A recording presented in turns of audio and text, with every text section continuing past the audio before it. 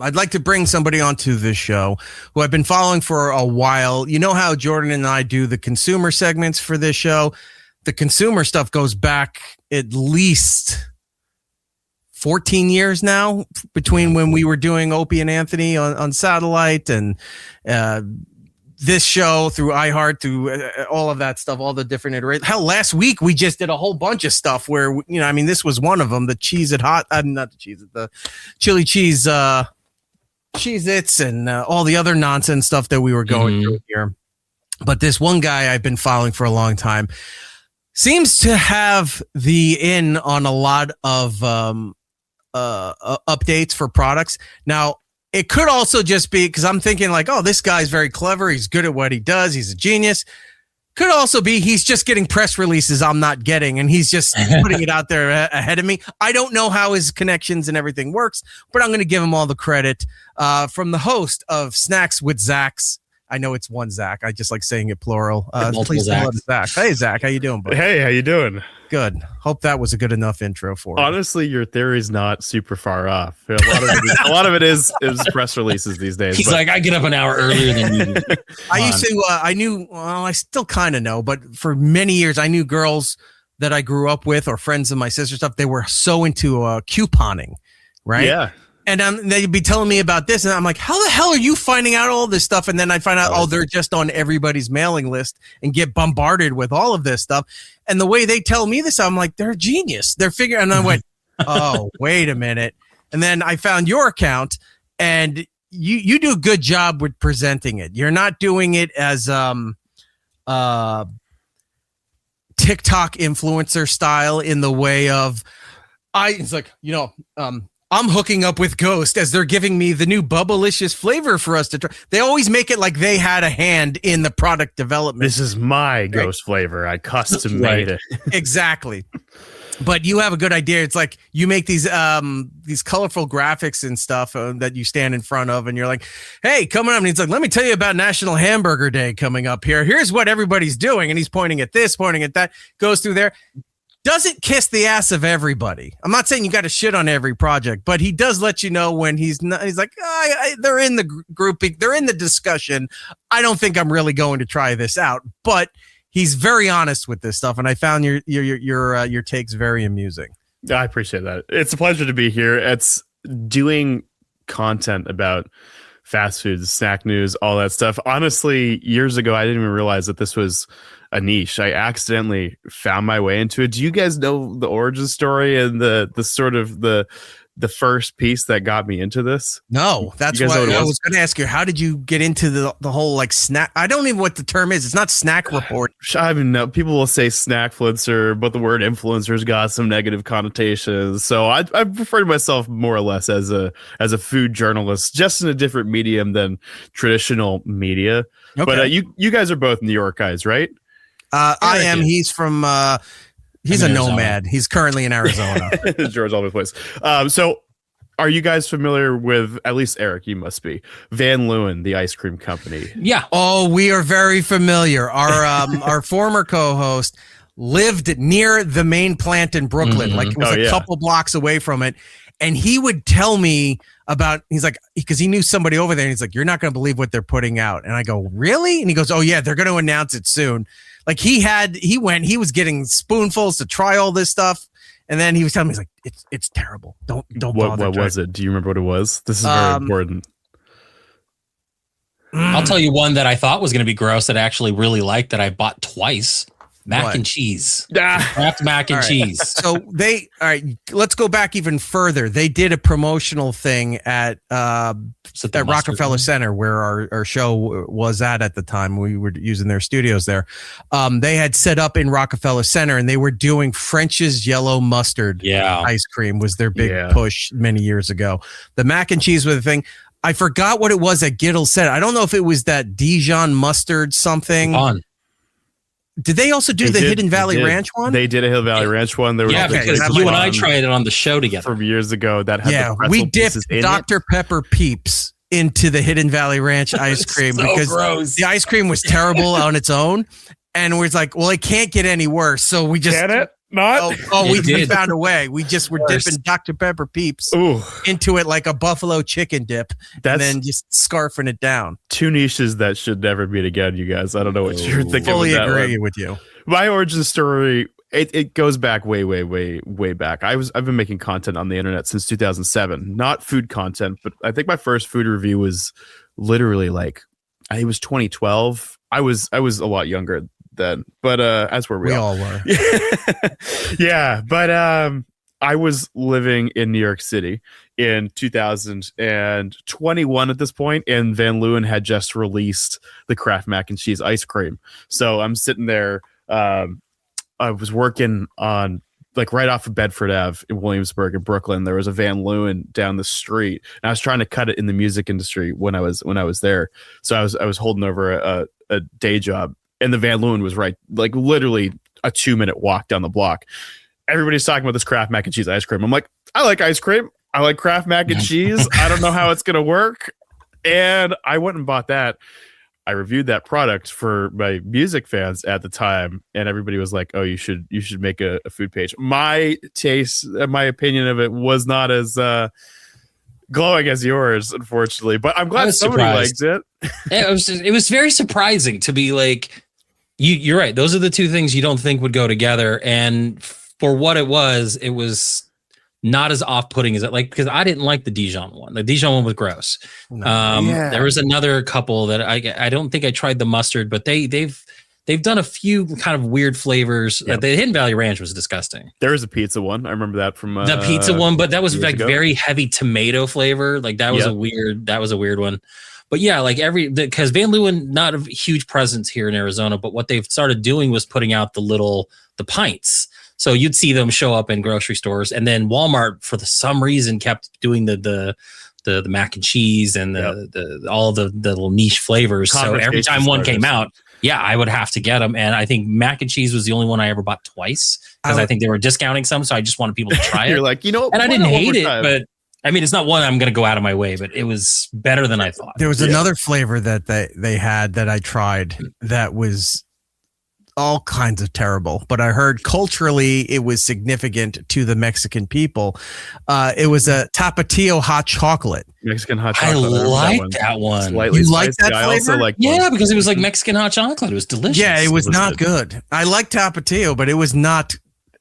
Look, I hate tahini to begin with, but mixing those two together, it just was not a thing for me. Yeah, it was really cinnamon forward. I remember that specifically trying with that, like that touch of like actual spiciness, and then it was a lot of those warmer Mexican hot cocoa spices. That was a review I also did like way early on, because when I started with the Van Leeuwen, and I really wish that they lean more into the weird flavors again, but they've definitely moved away from that. They went to more branding. Like I've seen a lot of like they did what was it, the Cat in the Hat. Like they did weird, like blue or something like that, but like they haven't done. Were they bought out by somebody? Stuff. No, I think they're still them. But I guess maybe it's like, well, if you think of the grand scheme of things, right? You're a company making a product, and you make however million pints of, Grey Poupon Dijon mustard ice cream, and it's not really moving. It becomes a waste of your inventory, right? Or like maybe stores don't want to order it. But I remember there being so many of them because I used to look out for them like every single month, and then they just all stopped. Do you think part of it is because a lot of other ice cream companies and shops, especially like Salt and Straw, started leaning into doing weirder flavors and like flavors of the month to kind of dip into that market share? So now they're like, well, now we're not the cool guys anymore. Let's just go back. Because I remember they also did a Idaho malted milkshake and fries. Yep. So it was like eating potatoes, like French fries inside like a shake, and it wasn't terrible, but it wasn't great. And then I think that was the last major release that they did, and then they stopped doing the weird ones. It's funny that you say that, because in preparation for coming on to talk to you guys, I was going back and revisiting the origin story of my page. Of ice cream to come on the show. Oh man, I know I had like 17 of them. He's like lactose intolerant. It's a good thing I'm not. That would have been pretty tragic. But that ice cream, that specifically the Idaho potato ice cream, was one of the first products I covered when I started doing the Release Roundup series. It's such a full circle moment. Right. Yeah. There are some good ones. I didn't hate it. No, and I like the cornbread. The cornbread was really good. Like they do some ones that seem like they're not going to be good, but they turn out to be really good. And they do ones that you're like, this is not going to be good, and they turn out to not be good. Like the dill pickle one. Do you remember that? Yeah, I remember that one. I could never imagine. Sometimes when it comes to these sensationalist products, I mean, we see a lot of them that I'm definitely like, there's no way that this is going to be good, and it takes a lot of the pressure off. For example, like the pizza. Did you guys try the pizza cinnamon toast crunch that released? I think last. I tried year? Getting a hold of them, and I couldn't get one. I tried. I really did. Like, there's a lot of those like weird, limited edition. You got to get up and sign up for these things. Like I tried getting the caviar from McDonald's for the nuggets. I tried to do all that. I could not get the pizza cinnamon toast crunch. I stopped giving a shit about those specialty sweepstake things when I realized like a decade and a half ago, it's like they're saying limited quantity. It's going to be, and they maybe made 6. Yeah. And then they have millions of people online for it. And it's like, oh, supplies went fast. Well, it goes fast when you only made 6.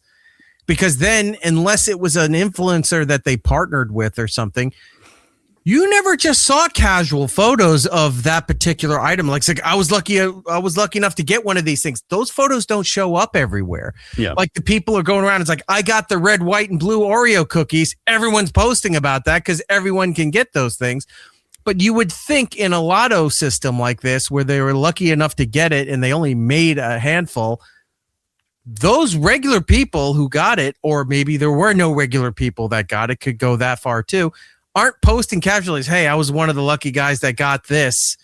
You don't see the casual stuff like that, because then that would be passed everywhere. Like, oh, look at this guy or this lady out in Idaho got, this limited thing there. That's pretty cool. Congratulations. You don't see that stuff. It's always somebody that has some sort of connection or influence that has the product, the specialty custom sneakers, the specialty caviar thing, like Jordan said from McDonald's. It's always those accounts that have it.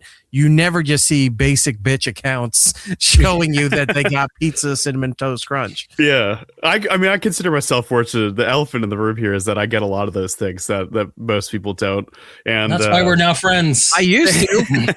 When we were still at Satellite, I had an office full of, like, Slim Jims put me on their mailing list, and I couldn't get rid of that stuff. You get so many, and they give you the big boxes too that have like 50 of them in there. You at a 7-Eleven where they rip the top straight off. up. It's that angled top. They sit there, and you got Slim Jims. They sent me the Buffalo Wild Wings Slim Jims last year. I had 100 Slim Jims. Tate's Bakery, those cookies. Like, I would get all of this stuff, and I just walk around a corporation, a multi-billion-dollar corporation, and I'm going to people's office peddling like I'm selling my kids chocolate bars for school. It's like, hey, you want Dr. Pepper Slim Jims? Do you want these specialty cookies with that? It's like, well, I don't. I'm like, no, they're free. I've got cases. It's reverse Halloween, pretty much. You're giving out the candy, but you're going door to door.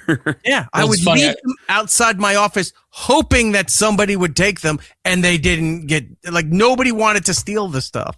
That's well. crazy. Now Eric and I are in a bi-coastal relationship where we send each other snacks that we can't get on each coast, because for like 6 to 7 months, I could not find the Vlasic dill pickle Slim Jims. And I'm not a huge Slim Jim person, but those were great. And they wouldn't show up in Arizona for like 9 months. So he would send me like handfuls. I found them at a gas station. So I just grabbed a huge bundle. Yeah, just send them threw them in an envelope. Like I'm lucky enough to get a Kroger.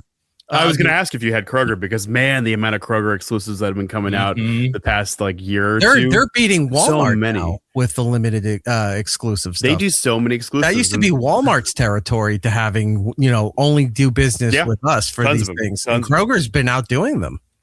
Kroger definitely gets a lot. And this is the one thing, the Kroger Albertsons merger, not great for the grocery industry as a whole.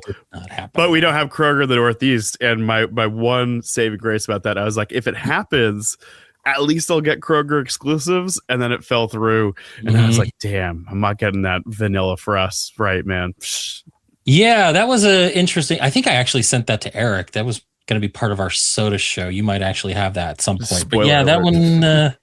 That one's not too bad. Yeah, any of the Kroger stuff, I'll try to grab for Eric and send on, his way. I think there's that exclusive Ghost Bubblicious that I need to go pick up. Ghost Bubblicious. That's and then there's What was the cheeses that I said there were only at Kroger? French onion soup. Maybe? French onion soup. I think is literally just now going nationwide. So it's leaving. Unless it's the cheesy garlic. Cheese has been on a cheesy wild garlic is fantastic. I tried them last week. I didn't have them on the show, and I almost ate the whole box. They're delicious. I got really, really good. I got these. And how were those? I have not tried the chili cheese dog Cheez-Its yet. To be honest, usually I'm not a fan of a company when they're going so far out of their wheelhouse to try new flavors. Like Frito-Lay's is the worst, where every time they try something there and you go, all right, that's either barbecue, sour cream, and cheddar or one other thing mixed together. It's just the same combination of flavors. They just keep retagging it with like, mozzarella sticks and marinara. These are just basic ketchup chips. Like, they're not good. Cheez-Its was that way for a little while, but this isn't bad. I was surprised how good this was. You're tasting the onion. You're tasting the actual chili spices with it. Are you tasting the dog? Is the dog coming in on the palate at all? You know how this stuff. You never get the meat flavoring. It's always a smoked flavoring that they put in to symbolize this is the meat you're going to taste. It's been grilled. With the exception of, now that I'm thinking about it, Jordan, I keep looking. Summer's coming up, and I still haven't. They must have discontinued them. There's a supermarket chain in the Northeast called ShopRite, and ShopRite has their own brand that's to themselves called Bowl and Basket, and their chips, they had those beef rib chips that brisket were probably the only chips I ever remember actually tasting like beef. Yeah, I crave them every year when they come out. I have them send me bags of them. Yeah. I'm like, it's like I'm eating ribs. There's an international Lay's flavor like that too. There is it's one of the ones from Japan or Thailand where it's like seared. It'll be like seared Wagyu steak and garlic or something like that. And I remember I've seen those at my like Asian shop that I'll World go grab, Market like, is always a good stuff. place. World Market is an underrated place for finding the. It's not even surprising. World Market. They have international snacks, but I don't think that a lot of people clock World Market and they kind of just see it exists. But if you go in there are so many things you can get. But those whichever country of Lay's they're very, very good. And they do taste like meat. They're good. I like them. Every once in a while, sometimes they get a little too rich. I'll definitely look for those because I'm always on the lookout for a good beef. If I find them, I will send them your way. I got you. Just point me in the direction. I'll go and I'll pick them up. I'm always in the look for a good beef chip stuff. Again, Frito-Lay tries all these other things with the exception of their contested winning flavors from competition kind of things. Those for me are very hit or miss. I've had some that have been like, these are great, and others that I try and I'm like, this is the finalist. Like, my kid loves French onion soup. She's obsessed with French onion soup. That's a good one. I don't know why, but she loves the French onion soup. I have all the other ones here that we're going to do a chip show soon because we've got tons and tons of chips that we still haven't tried yet. I'm not so sure that creamy Brazilian garlic thing's going to be good, but I really like that one. You do? I do. Okay. I do. So the packaging looked terrible, and I was like, that might be a sign this might not be good. The Argentinian one, the Argentinian steak, I'm hoping is going to be good. Yeah, I think I need to go out and get those Doritos garlic parm. They should be hitting. Yeah, those I'm very excited for. I'm so 50-50 on Doritos. There is one, speaking of meat chips. What's that? What it said is, the nice fat meat chip. We love a meat chip. The Doritos late night cheeseburger. Yes. I have a couple bags over there. Here's the thing that makes me a little irrationally angry about that is like there's that whole Doritos loaded line. They're doing like a loaded jalapeno popper that was in market last year. They're doing a hot honey pizza that's coming to stores in the next like Eric loves hot honey. Dude, I saw how many hot honey things when I was on your Instagram. I agree that the hot honey thing is definitely it's so overplayed at this point. We were just it's the dill pickle of this year. It's the pomegranate, pickle, it's the blue Dubai raspberry. Chocolate, there's pickle. There's we just go in waves. Last year was all nothing but pickle stuff. This year's hot honey. I mean, it's orange cream was a big sweet one last year. Cream, I love orange cream though, so like I can't get mad about it. But I think that a lot of companies are very much in terms of flavor on single track minds. However, as far as pizza goes, I'm not like somebody who's actively out there looking for hot honey, but I do love hot honey on pizza, like a pepperoni pizza. It's like or like the Prince Street vodka slice with the cup pepperoni, and the hot honey is so good. So I'm gonna give that one a chance. But as far as the late night line goes from Doritos, the cheeseburger one is fantastic. And the thing that makes me irrationally angry, as I'm just like, it's like 10 o'clock at night, I'm walking around my Walmart, I got nowhere else to be, and every single one always has the loaded taco, which is a very accurate flavor. Yes. Yeah. But they never carry the cheeseburger. And the taco one is like, it just tastes like straight up taco seasoning. It's good. They really nailed it. But I don't really like it past like a couple of them. Yeah. I would get a bag of the cheeseburger every single week if it was available in stores, but I only found it once, and it was in Chicago in a 7-Eleven in a baby bag. It shows was it limited edition? Because I know originally they did that one thing where like they put out that big silver bag and they're like, try to guess the flavor or mystery flavor, and then that's what it ended up putting that out. And good then that now you brought that up, that silver bag, because that thing came out like a decade ago. Yeah. Right? That when they were trying to figure out those chips, what those chip flavor was, and I figured it out. I didn't know it was a contest. I just saw mystery flavor. They were exactly McDonald's cheeseburgers. I thought it was like a Big Mac or something. It was exactly Whopper. I've heard Whopper a lot. It's like yeah. And then they announced it, that it was a McDonald's cheeseburger. And then nothing happened after that. Then you mean it legit was like years ago? Yeah, it was. It was a it was a while ago. And then they finally revealed what it was. It was like it was just nothing but a silver bag with the Doritos logo and nothing else on there, right? So you think, all right, they're going to do a limited run. Nothing ever happened outside of the mystery bag. Cut to a couple years ago, that late night cheeseburger comes out. I go, the McDonald's cheeseburger one. They changed it. Now it's not terrible. It's good, but it's not the same flavoring as it was. So this came out here, not even listed as a limited flavor. It just was coming out. And then you were lucky to find whatever store had it. Like it was in the supermarkets near me. It was in there for a little bit. And then, like you said, all of a sudden it's just all late night taco. They're all gone. Once in a while, they show up at dollar stores. They show up in a few other places too. And I'll just buy what they have because I'm like, I don't know if I'll ever see these again. Yeah. Dollar General. It's always like a Dollar General or something like that. That'll get like a random fringe, something from Frito-Lay. Kind of shipment. Yeah. Literally like, oh yeah, we fatted the back. We'll put it out. You can find a lot of times I find those not old expired Oreos, but it'll be like the 6 months later Oreos. Like if there's something, I don't even know, like how do you guys feel about Oreos? I've not actually had a bad Oreo, but there are definitely lesser tier of Oreo. Agreed. Totally agreed. That's a great take. I did not like the Peeps hybrid that they did. No, but they were fine. Fan at all. Yeah. But that the ones that are out right now for the July 4th celebration, Rocket Pop, white and blue ones, are pretty damn good. I saw those in Wegmans yesterday. I almost got them, but I was like, I might have been the one that ends up eating them. Somebody in the house will eat like all of them, and I'll have one. And it's like, okay, I don't know if Rocket Pop would be a hit flavor in the fan, but I heard it's very accurate. It's not terrible. It's good.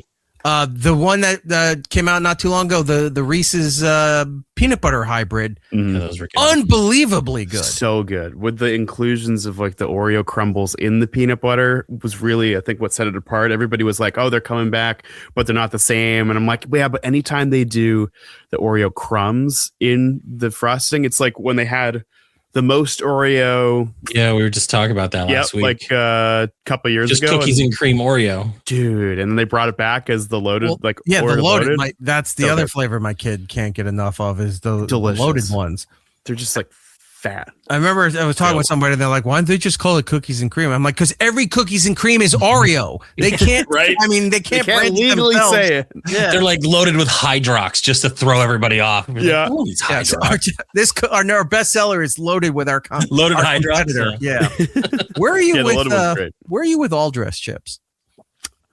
I don't know if this is because I initially interpreted it as something else, but I thought that all dressed at one point was a lot more like ketchup, mustard, mayo rather than. Depends on where you get it. And I think that's why my expectations of all dressed have always been like a little bit I've always been let down a bit. Like I know that a lot of people get excited about them, but I've never been like, yes, I've tried them and I've been like, oh, this is great. I'm like, it tastes like barbecue for the most part for me. It's like always. Here's the rule of thumb with the all dressed stuff. One, it has to be the rigid chips because Lay's put out the plain all dressed ones and they're complete garbage. They don't hold flavor well. The Ruffles all dressed chips are the top tier, right? But here's the thing. It depends where you get them from. The Canadian versions are different than the American version. Mm-hmm. The American version is more of a barbecue flavor. The Canadian version is more of a vinegar flavor, right? So if you get the vinegar ones, and they'll sell them here in the States, it's got the black circle with the maple leaf on it. And it says Canada's top selling flavor. Yeah, and if you get those, that's the vinegar based ones, not the American ones, which are the barbecue based ones. That unless they have a chip native to Canada with that I didn't try from that. They're probably better than the Canadian Ruffles chip, but for what you get in America, that is the top tier for all dress stuff. I tried these because they were on sale the other day. Wise was doing an all dressed. I'm like, oh, it's got the Ruffle chip. This might be good. It's complete garbage. Oh, it's because I see the vinegar bottle on there too. Yeah, it's like, very misleading because it's like it tastes more like scallions than it does any of the. And they got the scallions real big on that, so they were really all in on the scallions. You could tell. Yeah, it's like we out of all this celery salt, what are we gonna do? Just dress it up and throw it into these chips. Yeah, they're not worth the $250 or whatever it was I spent for them. Just spend the extra money and get the Ruffles chips. Yeah, get the premium, get the luxury version. We were also talking about, Jordan and I do our little snack exchange of stuff, what he can get out there. It's weird. New Jersey used to be one of those states that was a test market for a lot of stuff. So for decades, I was able to get stuff here that you couldn't get in other parts of the country because this was an area that they would test a lot of this stuff out. When the pandemic hit, it's not been that way anymore. Like it's harder and harder for me to find stuff before Jordan finds it out where he is. And I think it's always a Kroger. Yeah, that's exactly it. I think it's because of the rebranding and the restructuring that Kroger's been doing with all of this stuff. They saw how Walmart was doing well with getting exclusive flavors to their store. They decided to push all their chips in and got everything. So now he's getting stuff out there where he lives in a literal desert that should not be getting anything good. And he's getting a lot of this stuff before I am. You guys should have sand and you should have water and you'll be happy about it. No, this year I got sand, I got water, and I got coconut Dr. Pepper before he did. Yeah. They farm misery and scorpions out there, and that should be about it's going to be on our new Lay's flavors. But we were talking about jerky. We trade products and stuff like that. So I found these Wicked Cuts. Are you familiar with them? I am a big fan of Wicked Cuts. Have you guys been to Sweets and Snacks before, the expo? No, I have not. No. Oh, you should do that. It was just in Las Vegas literally last week, but it does 2 years in Indianapolis and then 1 year in Vegas. And that and NACS, the National Association of Convenience Stores, that's another big expo, usually in October. But Sweets and Snacks and NACS are a lot of the big, hey, we reveal a tons of stuff. Usually NACS is more beverage focused, but Sweets and Snacks is like premium territory for finding new stuff. And Wicked Cuts I encountered last year because they were nominated or they won for or they were nominated for the most innovative product because like I'm a big fan of meat snacks. I'm like obsessed with meat snacks, jerkies, whatever, all sorts of anything like that. And Wicked Cuts has the breakfast sticks, which are the ham, egg, and cheese. That's what you have in your hand. He's sending them to me because I haven't seen them. Oh my God, they're so good. The sausage, egg, and cheese is good too, but it's like you'd think there were only so many ways that you could, innovate. Mess around with essentially the Slim formula. Yeah. And they did it. And they did it well too. So I saw these. I like, all right, we're going to save these for the show. And then I had to go pick up extras because they're actually in a box over there getting ready to be mailed out to Jordan. But I saw those. They have the Tapatio ones coming too. They do have the Tapatio. I need to get those. And then I saw on their website they have a Cinnabon bacon jerky coming out July 1st. I'm like, well, now I got to try that too. That one I believe is specifically going to be in Kroger too. So you're in luck. You're in luck. I did try it. I will say I wasn't a huge fan of it. It wasn't bad. I feel like I'm just raining on the parade. You're like, I'm so excited. I'm like, wow. Eat it. No, that's why I couldn't buy a t-shirt at the concert the other night. I am definitely not large or XL. Yeah. I'm eating too much snacks. Well, I mean, think about it. It's meat, it's protein, it's nice and lean. Probably who cares about the Cinnabon sugar? You're fine. It all just shaves off anyway at the end of one's life. But yeah, it's not bad. It's not bad. It's definitely cinnamon sugar, but I almost wish in a lot of ways it was a little bit more cinnamon sugar and a little bit less straight up smoky bacon. But the Tapatio, really nice. They did a great evolution on that egg and cheese. You're in for a real treat with the Wicked Cuts, I will say. Nice. I can't wait to I've never had a Tapatio one. All right, let's talk Tapatio for a little bit because we mentioned how they ruined a Mexican hot chocolate for an ice cream. Where are you at with? Are you into any of like the hot pots or the ramen bowls or those kind of things? Absolutely, I love. Are you talking about Tapatio specifically? Yeah, that's what I was going at. I've always seen them and wondered about them, but my kick right now for spicy soups. I'm a big spice fiend. I freaking love spicy food. I hated it as a kid, and then I started watching Hot Ones when I was younger, and like Hot Ones, I was like, maybe I should like give spicy food a try again. Wait a minute. Hot Ones. How old are you, if I may ask? Don't ask. We're just gonna be sad. No. Let's try this again. I want you guys to guess how old you think. He's like, I'm 23, and I'm gonna say he's like you're around 35. Yeah, Jordan, what's your guess? I was gonna say around between 30 and 33, like 32, something around. I appreciate that. Thank you so much, you guys. It's like 29. I'm 53. I'm half Asian. This is why I don't age well. I'm actually approaching my 80s right now. I'm 29. I'm 29. So, oh my God, we were not complimenting him whatsoever by those guesses. Y'all's defense. All right. I smoked for like 10 years on and off, so I think that definitely had an effect. Quick side note, I found out that you can do a facial recognition for TikTok to go live, and I was going to do it at the concert the other night, but I didn't. So I did it the other day, and it looks at your face and says, "We're going to estimate how old you are to verify you." It gave me 2 extra years. It's like, you were born, give me the day and the month, but we know that this is the year. I'm like, fuck you.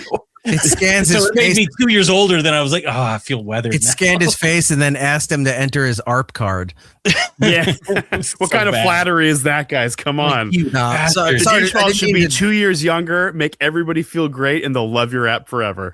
I didn't mean to derail. It's just when you said, no, I watched Hot Ones growing up, and I went, wait a minute. No, it's not that old of a show. I watched Hot Ones. I should clarify. I watched Hot Ones in college because I think it started around... It's got to be. It's about a decade. It's about a decade. Yeah. So I was probably, let's just say like 20, sweet spot, give or take. I'll be 30 in a year. So it's like less than a year. Woo, coming. Anyway, great time. Yeah, and don't worry about it. So, no, this is all gonna run. It's inevitable, right? So Tapatio and hot sauce. I just like figured I'd try some of the sauces they had on Hot Ones, and that's how I fell in love with hot sauce. Like anything, I love Tapatio, but my kick right now is the Hot Ones little ramens. I love anything they do this like co-branded licensing things with. Yeah, we have those we're doing an all ramen show soon. Nice, and we've got a whole bunch of these. The smoky garlic one. Oh, I haven't tried the bowl yet. The smoky garlic cup is delicious. I have a couple of those in my closet right now. I love that one. Yeah, I've got like a whole box of them. We've just been meaning to do stuff. So the reason, all right. So the Tapatio bowls, have you tried those or not? Not yet, but I will try whatever you recommend. You guys, tried. Well, here's the thing. It's kind of a backhanded compliment to what they're doing because they're doing the right thing. Like what's the birria? Beer, yeah. Oh my god, the amount of times I've had to learn how to say birria. I can't put my R's, but that one I'll just say is good. But I think it would be better if it was just that, and then you added the liquid Tapatio to it rather than the dehydrated Tapatio in there that mixes with the water. Only because it's got the right kick to it, but it also sometimes that powder stuff feels a little chemically.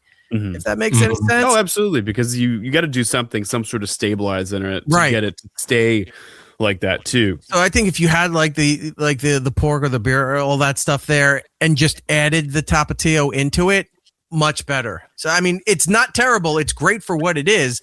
I just think if you can get the food and add it to yourself is the better way of doing it. But what they're putting out is not terrible at all. They could definitely include a liquid sauce packet too. I feel like because Tapatio is shelf stable for literally years, right? Yeah, hot sauce. They're going to ship it to Mars. Yeah. It does. Yeah, that's unless it literally molds. I've only had one hot sauce ever that's actually molded, and I'm assuming that was a fluke. But it was like I was going to say 57. So I used to buy big bottles of the Tapatio for work, and would just set it on my desk, and people would just take it. And I think for about a year and a half, 2 years, it was just sitting there. And it gets a little more brown as it ages, but then you shake it up a little bit, it still tastes fine. It's right like wine. It's just getting a nice little bit of color. Not that you want your wine to oxidize. Into that special custom fridge area, and you just see them at that angle that they need to be in, where the wine should be. Planted on the shelf. This is a vintage Cholula, my friend. You're not going to find this. Only the collectors have this one. Have you seen when I do the Cancel Can series? Have you ever seen that? It's kind of similar. No. So I always like to explore new fun series that are related. So I started this series called Cancel Cans, where I try expired sodas. Oh, it's not even that it's not specifically that they're expired. It's that they're discontinued. Is that on your YouTube or your? It's everywhere: YouTube, Facebook, Instagram, TikTok. And they just happen to be expired because they are discontinued a lot of times. Sure. I think the oldest soda I've had was a can of Supernova, courtesy of my friend Team Supernova. He's like this big soda guy, right? Right. His whole thing, it started because he loves Mountain Dew Supernova. And he brought us at Sweets and Snacks one year a can of Supernova from, I believe, 2014. Oh, wow. Dude, it tasted very, very fresh, and it was crazy. But there's science behind it, and I'm going to butcher it, and nobody should take my advice over actual scientists. But the sugar content creates, I believe, a very high pH environment, which makes it inhospitable to bacteria growth as long as the can remains sealed. So zero sugar sodas, you can't do it because those components degrade. But if it's a full sugar soda, for the most part, as long as you're conscious of it, again, use your own judgment, but you can have sodas that have been sitting there for 10 plus years, and some of them taste as almost almost as good as the day that they were made. It's a very weird thing. If you want to check out what he's talking about there, is Cancel Can series and a lot of his other videos and reviews and what have you. His information's right there: Instagram, TikTok, YouTube. It's SnachWithZach, but it's Snack with a CH. It is branding, man. I'm glad that's right, because I thought you misspelled it. I was like, wow, that's embarrassing. It's all right. CK was taken, and then this ended up being a thing. All right. See, the professional answer is like, that's clever branding. The actual answer is, well, somebody already had the original way of spelling it. Hey, so two things can be true at the same time, Eric. Yes, but one you admit to and one you don't. So the one that makes you look like a genius is the one you go, yep, that's myself me. On this show. I knew that was going to happen. I'm the genius for all the stuff. Hire me for all your product review needs. Wanted to just check in with the audience here too, because I saw a lot of people in the chat were fans of you. Andy Hannon, oh snap, it's that dude that ruined my grocery budget. Andy, I'm so sorry, man. That's why you got to look for people who do the deals. Noodles, it's that ice cream catered to Mexicans and one white guy from Arizona. How you doing? Also one white guy from Massachusetts. I was a fan.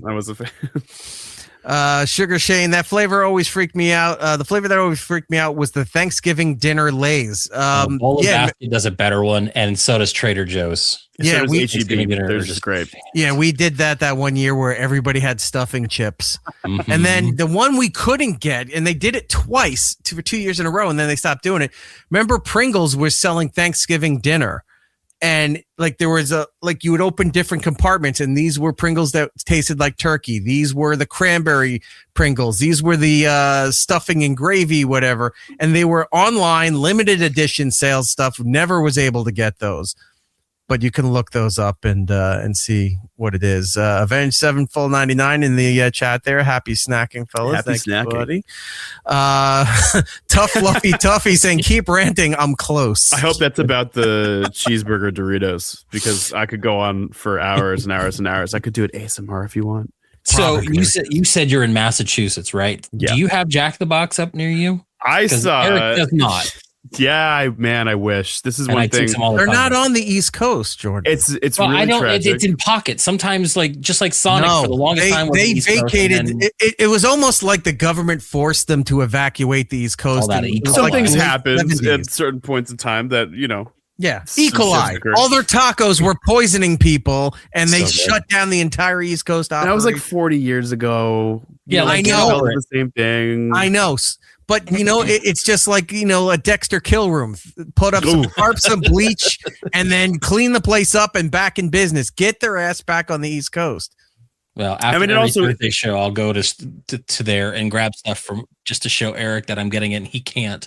But we were talking about Hot Ones, and this is coming out over here on the West Coast. Hot Ones Munchie Meals are hitting. So they're nice and hot. I'm very jealous of that one. Jack in the Box to me is a good Jack in the Box is really, really phenomenal. And I was going to one, I've spent a lot of time down in Texas a couple of years ago. And the Jack in the Box that was near where I was staying was just like they ran that ship very, very tightly. And you go in and just be like the perfect burger. I love everything with the flavors of like the sourdough jack or like the smash jack. Jordan, Eric tells me that every time. Cheeseburger. Oh, I send him a picture of the menu as I'm sitting in the drive-thru, and he goes, "Get a sourdough jack for me." He never does. He gets everything but the stuff that I like. 32 tacos and a shake, and I'm good. Like the shakes are great. Rolls. Yeah, it's like, stop. The Witch Please that they did with the ube, the mint. They did a mint mobile shake. Which was good. I was surprised by that. That was nice. Do those every couple of years. They'll do like a different flavor, and this year was the ube one, and I actually really like that one. They're currently doing a strawberry Dr. Pepper one that I gotta say is not as good as I'd hoped it would be. That's disappointing because Whataburger does the blackberry Dr. Pepper shakes, and those are good. You guys have Whataburger in Arizona? We do. Good time. We get all the good time. Honestly, that's one of the things that, and I feel like the Northeast kind of lacks in general too. Is I think people think that because I only talk about fast food and snacks that I don't care about like local spots. I love local spots, but I also love fast food. And the Northeast has a lot lower of a concentration of like sort of like the knock you out of the park type fast food chains. We have the regular suspects, but when it comes to something like a Jack or a Whataburger, I'm not even talking about In-N-Out because In-N-Out is In-N-Out, and eventually they'll be everywhere. But you can even go for as far as like most of the East Coast. Like I know as you go further south, you have Checkers, Hardee's. You get Hardee's, Carl's Jr. They're the same company. You get some of those things as you go further south. The Northeast is and sort of parts of the Midwest are kind of fucked like that. But what you said is like, when you see more food review stuff here, it's always more leaning towards, like you said, the local stuff. Yep. Because it's better than the fast food stuff we had here. On the West Coast, you're seeing everybody talk about going to Del Taco. They're going to In-N-Out. They're going to all these other places. And I'm saying like, wow, I haven't even heard of that seafood place. And it's apparently a fast food chain out there or something.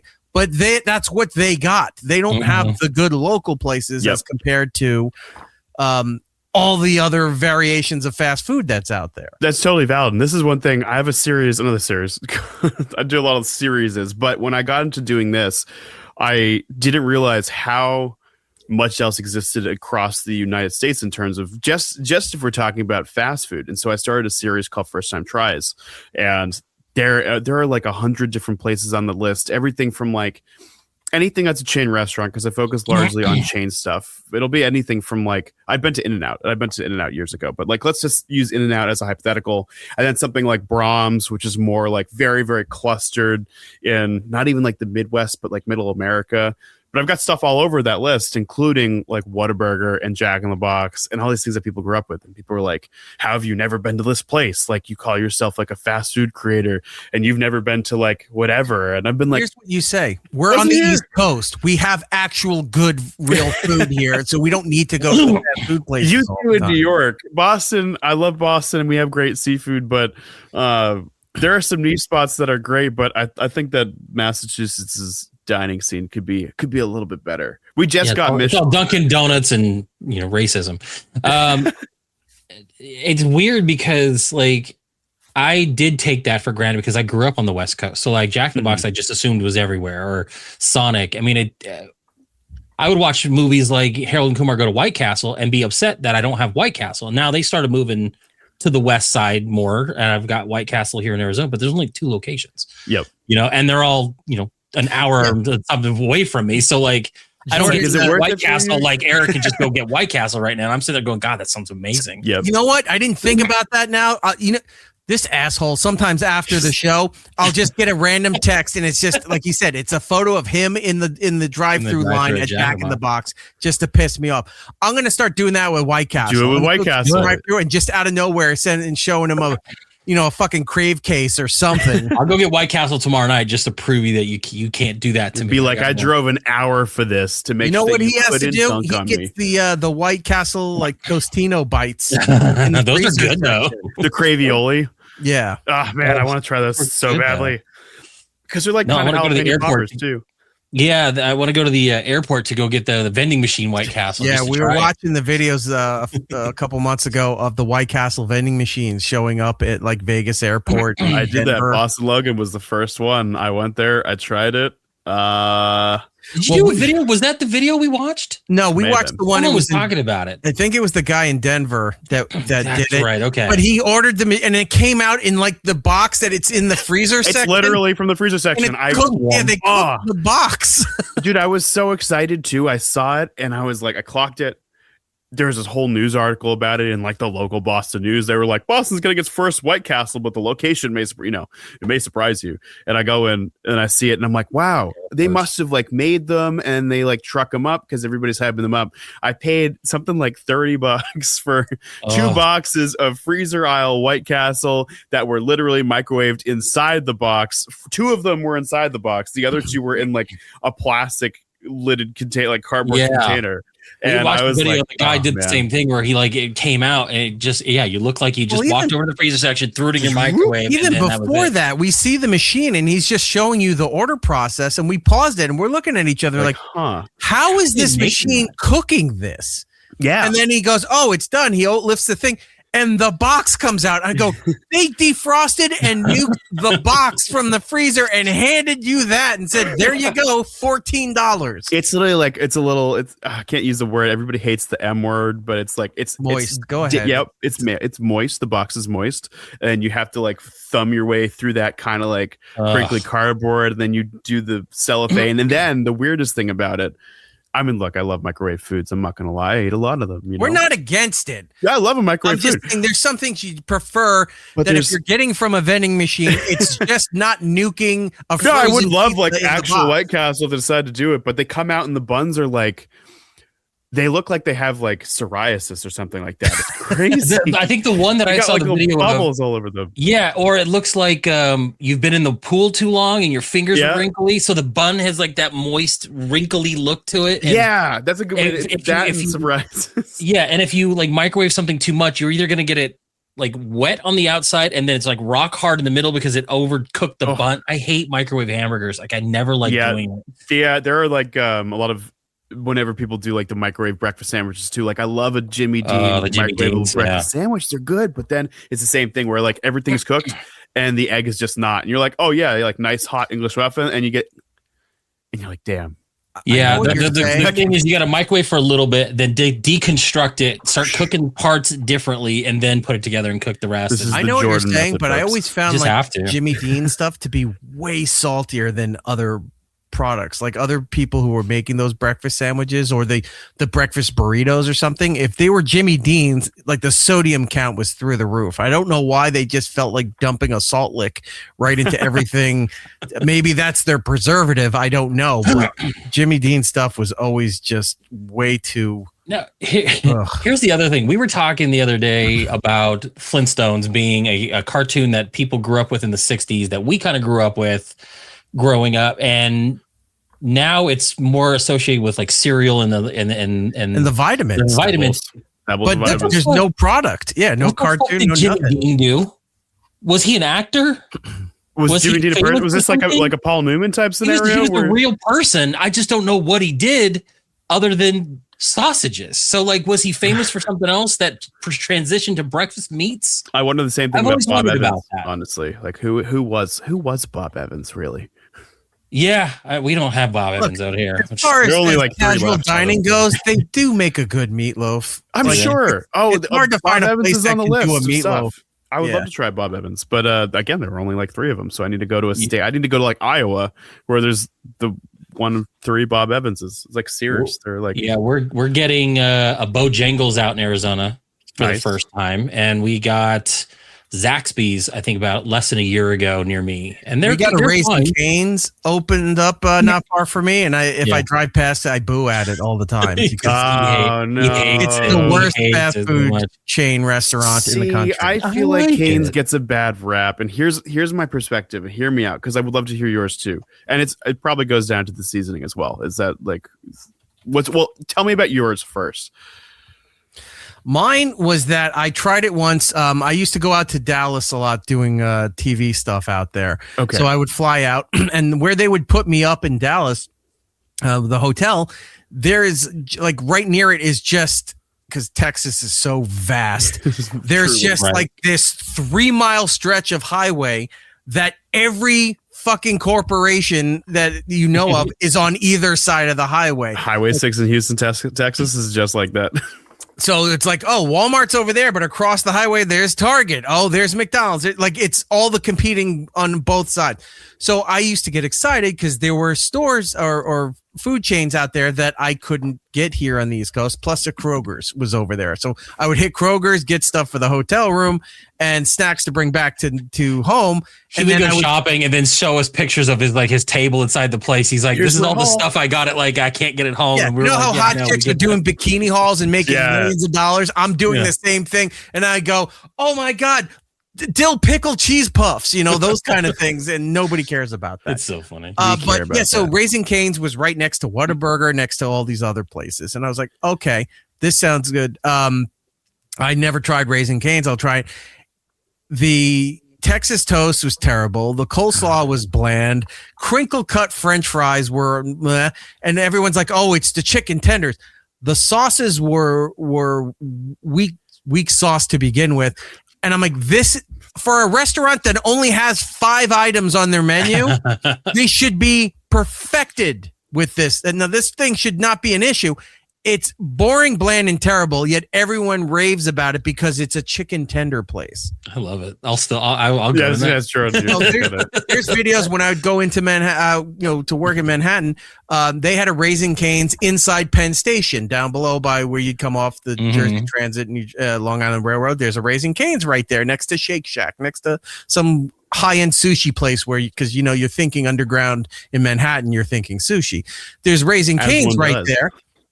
And there's just videos on my Instagram. He's just walking past and you just hear me go, boo. I just would make videos of booing Raising Cane's all the time. He does it all the time. It's my take on Cane's is I agree with you for the record about if you're going to have 5 items on your menu, you never do LTOs. That it's got to be a tip top, just like perfect operation. Right. When I think about the grand chicken scheme, because there's so much of there's so many different places now. You've got Dave's, I mean anything, Dave's Bojangles. Yeah, I'm just thinking about how many pure chicken options you've got. When I think about Cane's, I definitely acknowledge the fact that Cane's is for sure, it's a little underseasoned. Yeah, and I get that, but then I think about every time I've had Cane's, and people say the tenders is getting a little smaller. I've seen it like a little bit. Sometimes it gets just a touch, but it's the breading. I felt like I've never actually felt like I've been eating fried food, which is a big thing. Ironically, because you're eating so much fried food. Because it's like a soft fried breading. It's a soft fried. It's juicy. It's like delicate. It pulls apart really nicely. And I think the value in Cane's is that, at least for now, hopefully the tenders don't shrink anymore, because that'll start changing the narrative. But I eat that chicken and it feels like a quality experience purely from the chicken standpoint and the textures of everything. And like, I skipped the coleslaw. I grew up in the South. I was born in Mass. I grew up in the South. I've never liked coleslaw. Sorry, coleslaw lovers. That's more for you, less for me. I do like the toast. The fries, I feel like most places these days just don't have good fries. I think that's a thing that like 90% of the fast food places, why? The fries suck. You know why though, right? No. Educate me. You know more than I do. Well, because once McDonald's got busted for this in the late 90s, early 2000s, all the other places stopped using it. Beef tallow. McDonald's used to, you'd think the oil they put the fries in, it was a beef tallow. So they're putting fries in there. You're getting beef flavoring in the French fries, which is why everyone loved McDonald's fries for like 50 years. Yeah, then the vegans ruined it. Yeah, and they're like, well, you're not specifying. I can't eat that if I'm a vegetarian or I'm a vegan because it's made in a beef product. And they stopped doing that. And McDonald's fries are still okay. They're not what they once used to be, but everybody doesn't use beef tallow for their French fries anymore. They're using like that. They're not even using peanut oil because partially hydrogenated. And ironically now beef tallow they're is dumping coming containers back. of Cool Whip into there, and that's what they're boiling all their French fries in. Yep. But since you are a connoisseur of this kind of stuff, there's a brand. Oh, I got it. Damn it, I forgot. I'm spacing on the name of the French fries. There's a brand in the frozen fruit section that it says beef tallow French fries. Okay. It's like Ben and somebody. It's like Jerry's. If it's Ore-Ida, I'm going to punch I wish it was that, but no, it's Ben like and Jerry's beef tallow fries. It's a couple's name, and Van Leeuwen flavor. It's beef tallow fries. You bring them back home and you put them in the air fryer and stuff. World of difference than compared to everything else. And you just got to dump a bunch of salt on it, and you're back into like 90s perfection of McDonald's. Is it Jesse and Ben's? That might be it. Tallow and sea salt. I'm looking. I think it's Jesse. That's it. Jesse and Ben's. Look for that in there. Where do you typically find those? Frozen food section, any store. Like generally, like a. I don't know if.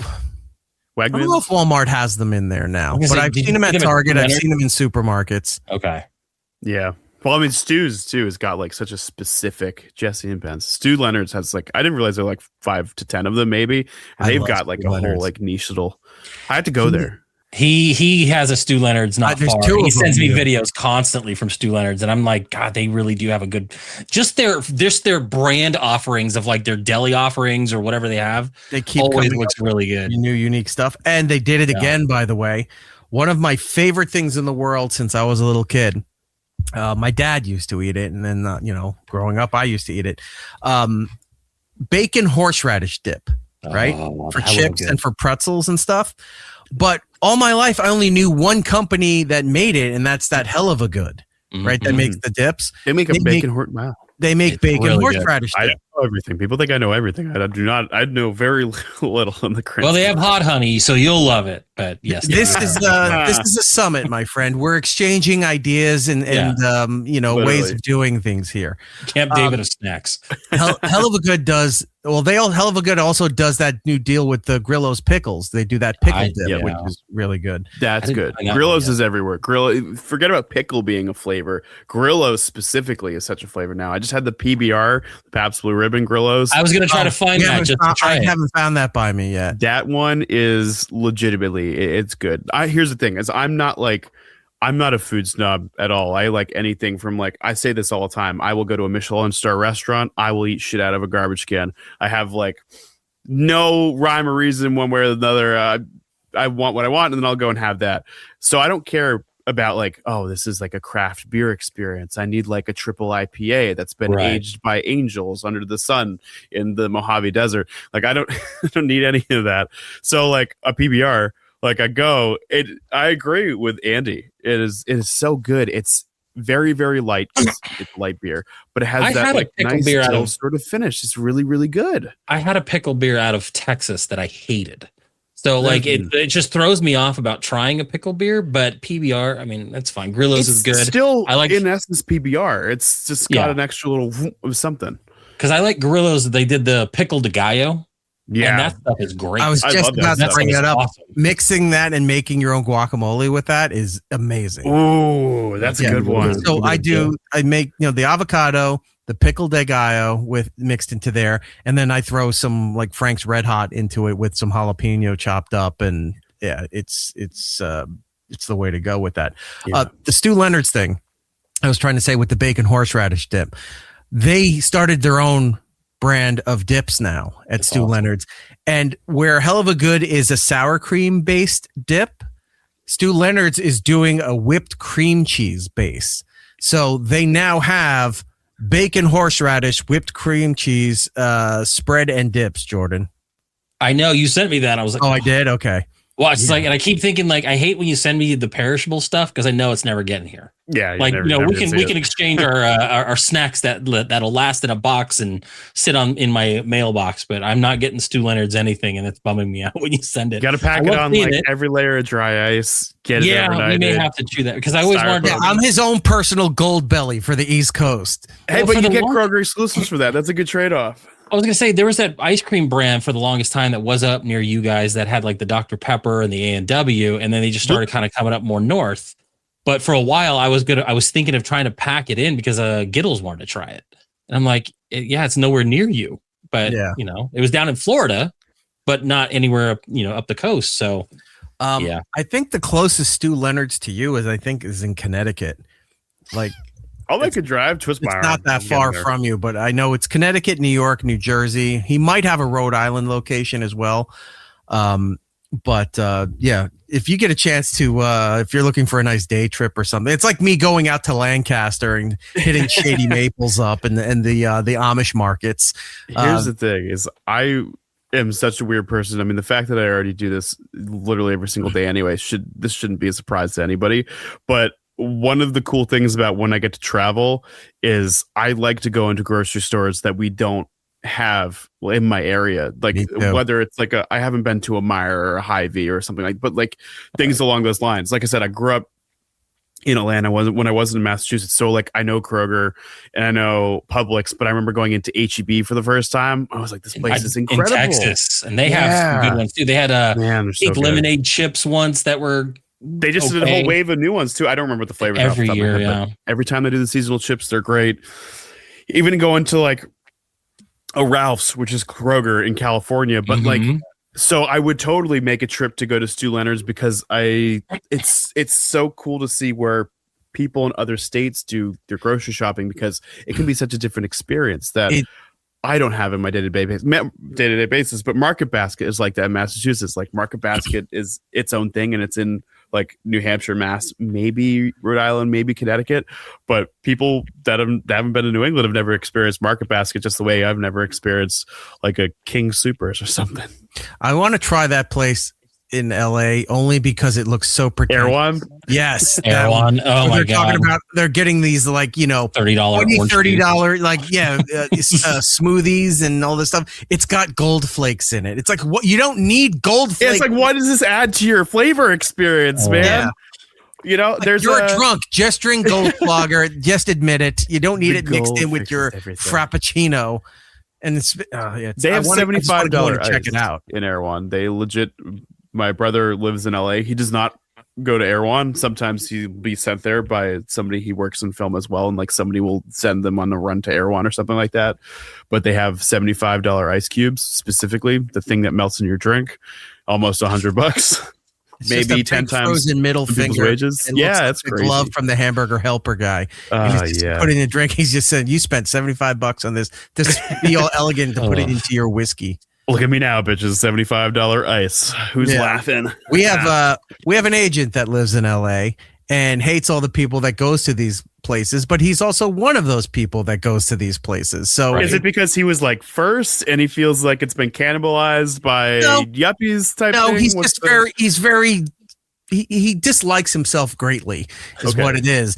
And he's always trying to keep his girlish figure, if you want to say that. But then he says, dude, I just found this new place that does pastrami sandwiches and homemade baked cookies. And you're like, why are you going there? Every month he sends us the new salt and straw flavors.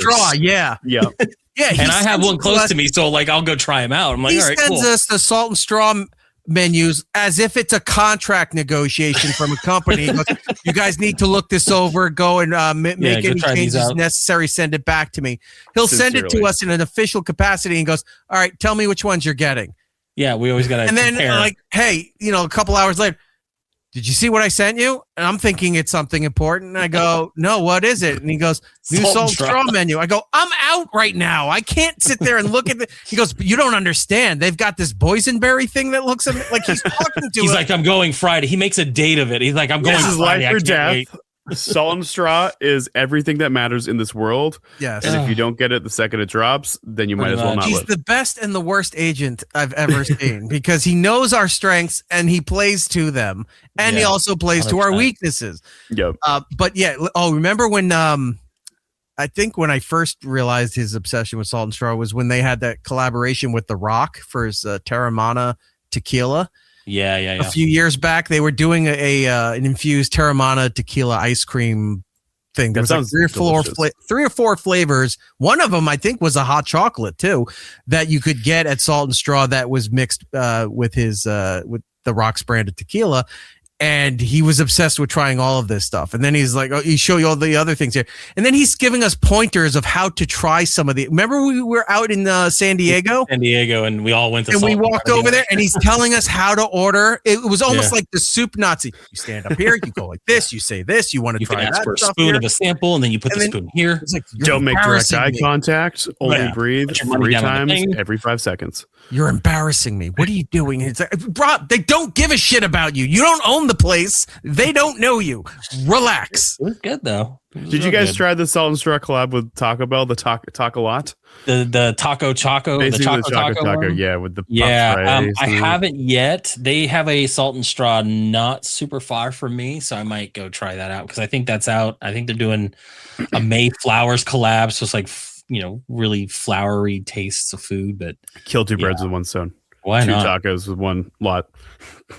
I'll have to think of a reason. Yeah, to go there's over 2 in Manhattan, but I'm not going all the way back into Manhattan just to satisfy Rob's curiosity of what I thought. But it's Salt and Straw, man. Come on. I mean, it's pretty good. No. I don't think it's like a daily thing for me. If he wants to talk, it's like, get me some of the flavors that I like from Bluebell or Tillamook that I can't get here, like the Dr. Pepper float. Send that my way and I'll give you the review. That one's a banger. Everybody tells me all the time whenever I talk about it. I say the same line every single time in these videos. Every time there's a new Bluebell flavor, I'm like, it sucks to not live in a state that has Bluebell. And it's either you don't live in a state that has Bluebell, everybody has it.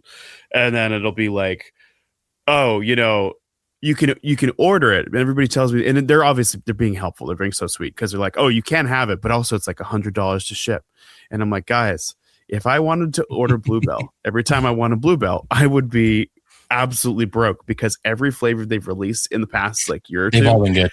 Do they look like bangers? Seriously, the new raspberry fuzz. The A&W one that was really good too. I'm like, oh my god, this Dr. Pepper one is so amazing. Good, every cobbler flavors, and Tillamook has some cobbler flavors too.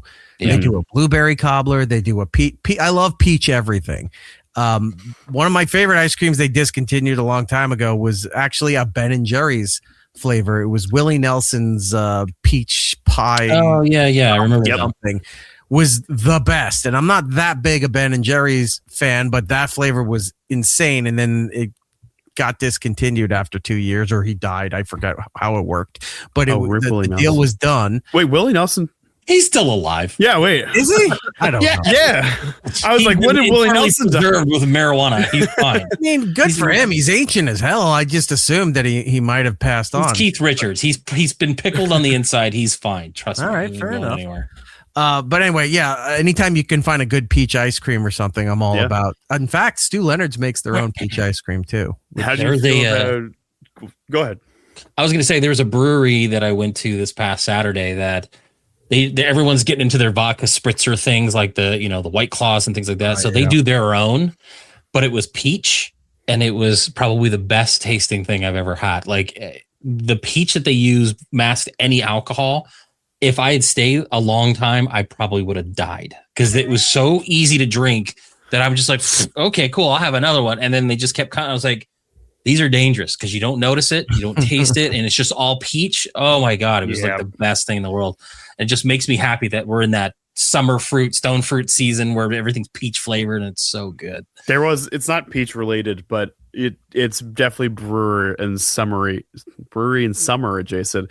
But there's a brewery in Long Island City called Fifth Hammer. And Fifth Hammer, I'm a big sour guy.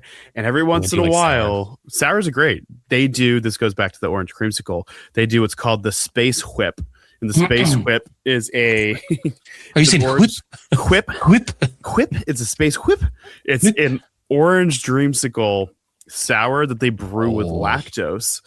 and it is absolutely magic. It bums me out every time. They'll like do like an online sale for it for literally like 24 hours, and I'll think about it like 3 months later, and I'll always miss it. But I had it for the first time 5 or 6 years ago, and it's genuinely so freaking good, man. And I always like a good like a mango pineapple or a blood orange sour. Like those are always just so good. And those to me I can drink more than regular beers. Those are fantastic. Yeah, it's like drinking liquid candy that gets you drunk. I'm not a beer person, so that all. Neither am I, though. That's the thing. It's like I genuinely, aside from falls on deaf ears to me. Grillo's PBR is like I can't tell you again. This is about the Mojave Desert Sunlight Triple IPA. It's just pickle juice. I just wanted to get a can to shotgun here on the show, and then see how I go for the next couple hours while we're doing the program. Thanks to pickled beer. I actually have a little device, a little shotgunning device that you put on and you slam it in. And then you open it up and you just, so we'll have Where are you with pickle lemonade? I literally just did a paid partnership with Dietz and Watson today, where they partnered with Jackwins out of Philadelphia for a pickle vodka. And in this video, they wanted a concept. And I was like, you know what? We've got the pickle vodka. Everybody's doing pickle lemonades in fast food. I was like, let me take it and turn it into a vodka lemonade with the pickle vodka. And it was really good. It was really, really, really good. I am a fan of it. We have this drop that we play a lot on the show. Pickle lemonade. Nobody asked. America delivered. I love that guy. That's a soundboard cue you got? Yeah. Do you know that pickle lemonade come up often? Yeah, it does. Pickle lemonade. Nobody asked. America delivered. Yeah. There's another one of those influencers. That Irish musician, Garen. What's his account? Garen Music is his name. Like he does food reviews from in Ireland, and he never has much to review because they don't have a whole lot. So when they got a Wendy's, there was like one built in the country. He traveled like 3 hours to go and review the Wendy's and said how terrible it was. And then the same thing with the Taco Bell, but with there was something Cracker Barrel or something had Popeyes. Yep, Popeyes did one. There were 2 or 3 of them last year. Popeyes was one of them. Mm-hmm. I really don't even remember who the others were because it was just like Sonic did a Grillo's Pickles burger. That was really good. There was a smash burger with Grillo's that was great, and then they did a pickle slush with like lime. So it wasn't a lemonade, but it was still like a pickle freezy. Sonic used to do summer series shakes every year, and one year they did a jalapeno chocolate one, and the first couple sips of it were good and it was interesting. And then after a while, you're like, why am I drinking like a chocolate shake with jalapeno? And it started to get real gross. How about the Van Leeuwen Kraft mac and cheese? The first couple bites, I was like, oh, that's not bad. And then every subsequent bite, I was like, this is nasty. It's getting worse as I keep trying. Why do I do this one? Yes. One that I felt like was underrated and got a bad rap from fast food last year was the Takis meal at Wendy's. I really, really did enjoy that one. They did the Takis Fuego chicken sandwich with, did you guys, anybody? I did not try the Takis at Wendy's, no. Man, I'm still not speaking to Wendy's since they got rid of the grilled chicken Asiago club that I enjoyed there. Yeah. It's fine. It's the breaded chicken. I level up and I do the spicy version of it for what it is, spicy. But once they got rid of the grilled chicken stuff, I was just like, yeah, all right. Wendy's is. I just get the number 6 spicy chicken every time. The thing with the grilled chicken thing is that there's clearly so much demand for it. This is the thing that comes up with when you think about the McDonald's items from, 2000. They all got rid of the grilled chicken. They did. And like, I remember the mixed salads, whatever. This was back in the early salad shakers, all those. Yeah, everybody loved those. And everybody all the time is like when the snack wrap came back, folks were asking for the grilled chicken version and everybody wanted it. And then here's the thing that makes me mad. This is about Popeyes. I love the passion. Go ahead. Very passionate about this. I feel like it's very hard these days to find fast food items that really just like blow your mind. Mm-hmm. Popeyes just made the wraps permanent, and they brought a blackened chicken ranch, whatever version, in the crispy chicken form. And what really bugged me is I went on like a whole day or two quest where I tried every snack wrap available on the market when McDonald's drove there, so that I could find within my radius of Massachusetts. I drove like an hour for an Arby's. I drove an hour and a back to get to like the one Sonic we have in Mass. I went all over the place to try everything that was basically available in our area. And I think the best one that I had was the Popeyes blackened chicken, but it was like grilled. Or something like that. It was like the same thing with the Canes, where it was like a true tender, and it was moist. It was like fall apart in your mouth. The blackened seasoning was delicious, and that was the one that they didn't bring back when they made the wraps permanent. And I was like, guys, this was a slam dunk. And they always put out this information. They never give you the actual numbers, but they say, well, it wasn't testing well, or the other stuff. No, that's the cheaper shit for you to make. That's why you're doing it. The other stuff actually, you got to have the special grill that's only for the grilled stuff there. You got to do these other things separately. They're like, fuck it. You see how all the fast food places look like Starbucks now. They're all in these stainless steel buildings with no design, no feel. And now Starbucks is going back, and they're like, we're putting chairs in our coffee houses again. But newsflash, Popeyes, it tested great in my mouth, so make it permanent. Well, they had the pickle chips that they brought back a little while ago, and I got into a whole fight with Popeyes because they kept trying to charge me for the ranch that comes with the fucking pickles. Yeah, the lady there, and she goes, "Oh, because this has been an ongoing problem with me with fast food for a while. Not even fast food; it's mainly Popeyes. You've had number of condiment fights at Popeyes. Well, no, I've had the condiment issue at a lot of places. It's just they all started charging, for the condiments with it. Like if you got a 6-piece chicken nugget and they give you one thing, and then usually you could go, "Could I get an extra one?" Whatever, and they'd give it to you. Now.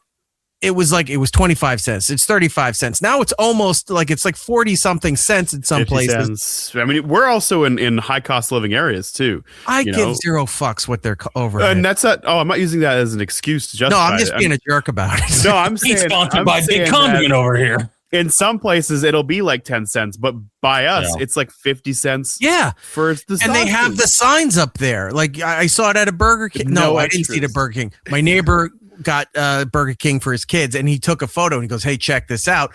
They had a printed a paper that they taped to the back wall by the registers, and it said sauces are now 35 cents for whatever you're looking to get. So if you're getting even the onion rings where they have the little zesty sauce for burger, they're charging you for the sauce with it. It's like, well, your food's expensive enough as it is, and it's not good enough for the price that you're charging for it. That puts me over the edge when it's like, well, it's 35 cents, it's 50 cents for the little thing to dip it in. Yeah, I'd rather not buy this at all. You're going to cancel your order? Yes, because of that.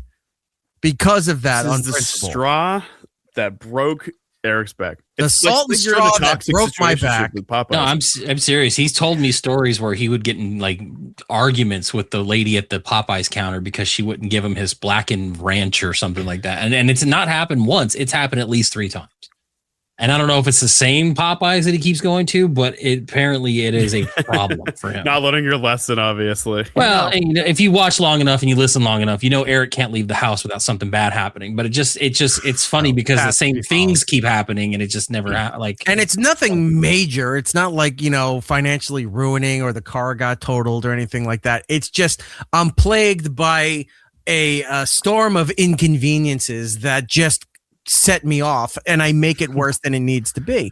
One of it is being that my pal Brody, who does radio and stuff here in New York as well, we've had him on the show, and he has issues with fast food places. He hates when he makes a fast food order, he's in the drive-thru, they make him pay and then tell him to go wait around the front because they don't want him on the scale on the clock there in the drive-thru, and he refuses to move. Like, him and I had a nice little back and forth on that. And he's like, there's no line. You got to understand, if there's a massive line out the parking lot or something, there's no line. He's the only one there. And it's like, I'm not leaving. No, we need you to go up front. I know why you need me to go up front. I'm not going up front until you get my food ready.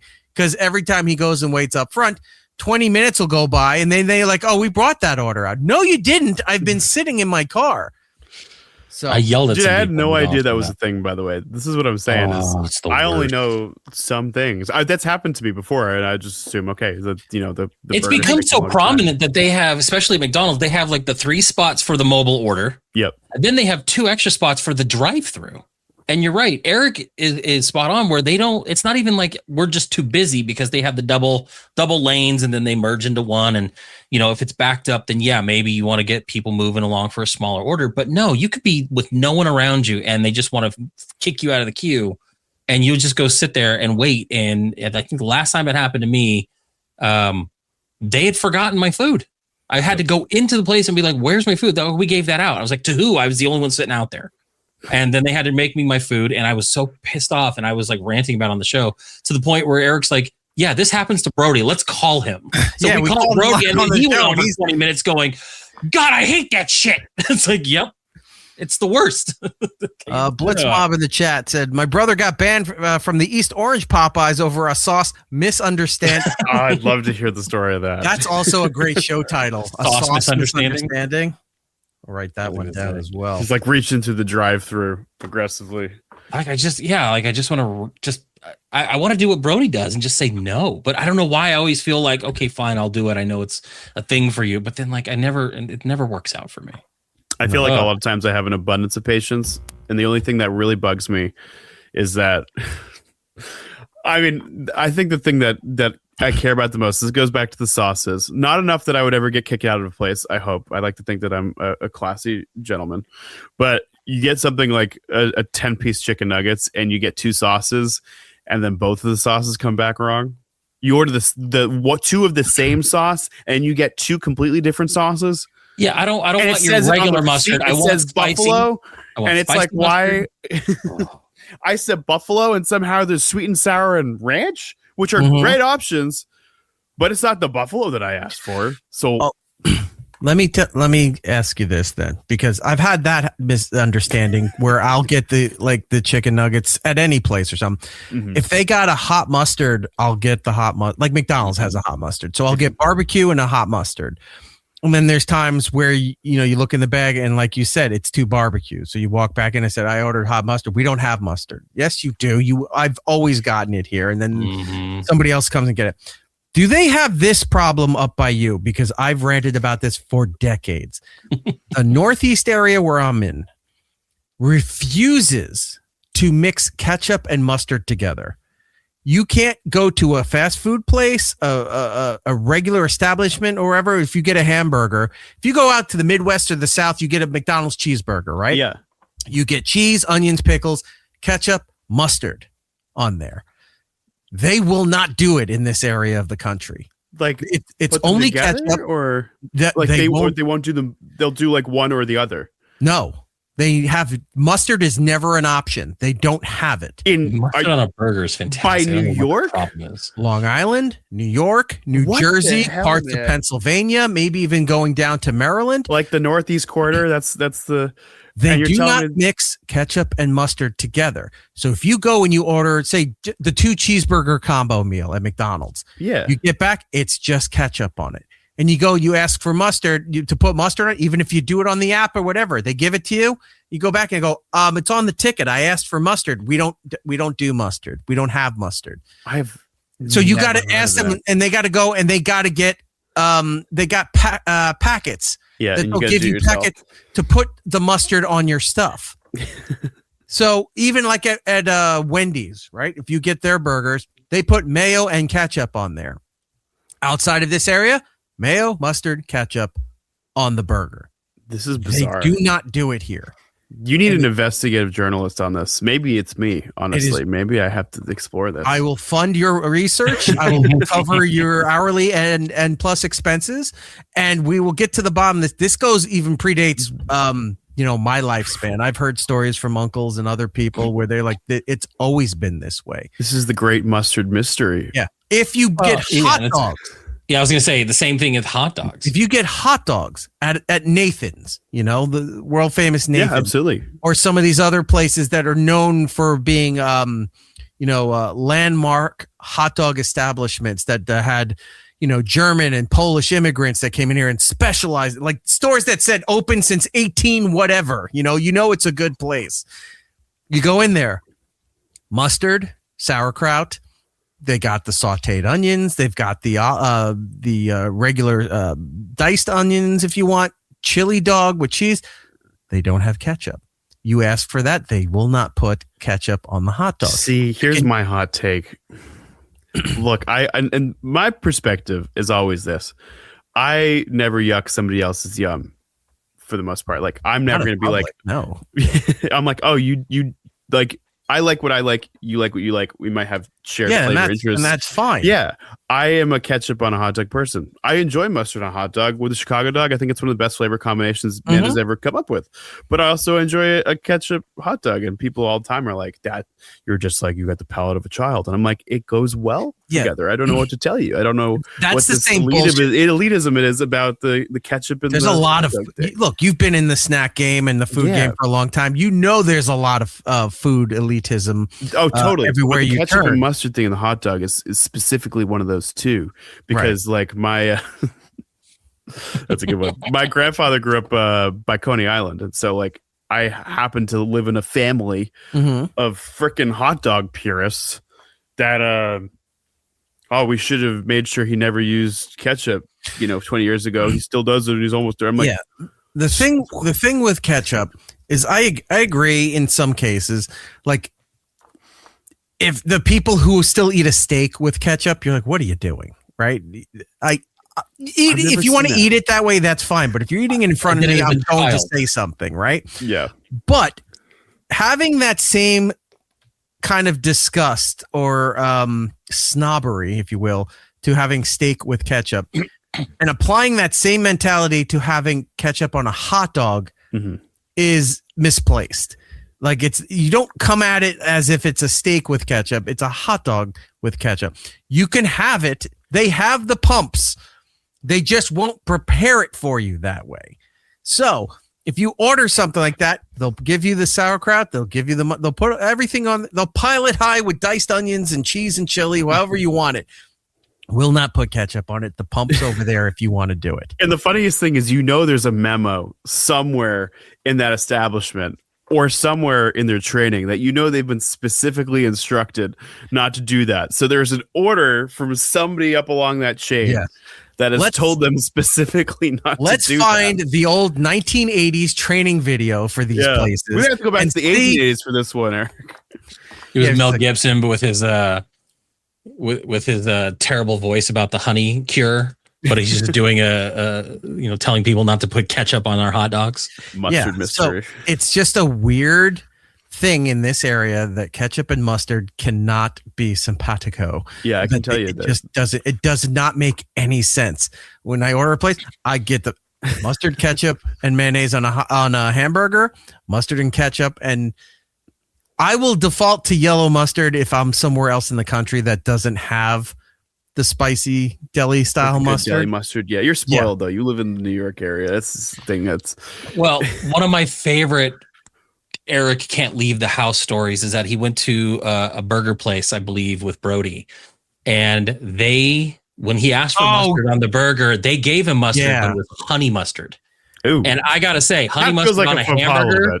But it wasn't just a honey mustard. It was like, when it's like a high grain mustard, like almost like a German mustard kind of thing, where it's got it was a honey mustard, that kind of thing, and it was meant for like a Bavarian pretzel. Yeah, dish and that's and I said, no, I just want some regular mustard. We don't have that. Right. Like, who doesn't have How do you not have a basic look? Even if it's just yellow mustard, you at least have that. Yeah. The Heinz ketchup set comes with a basic yellow mustard. They don't have that.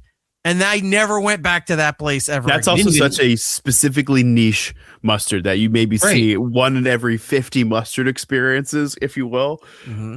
The odds are very low. You're like, sir, I did not order chicken strips. Get this shit out of my face. And I don't think he even ate the burger. He went home. He took it home, and then I think he threw it away. I don't even think he ate.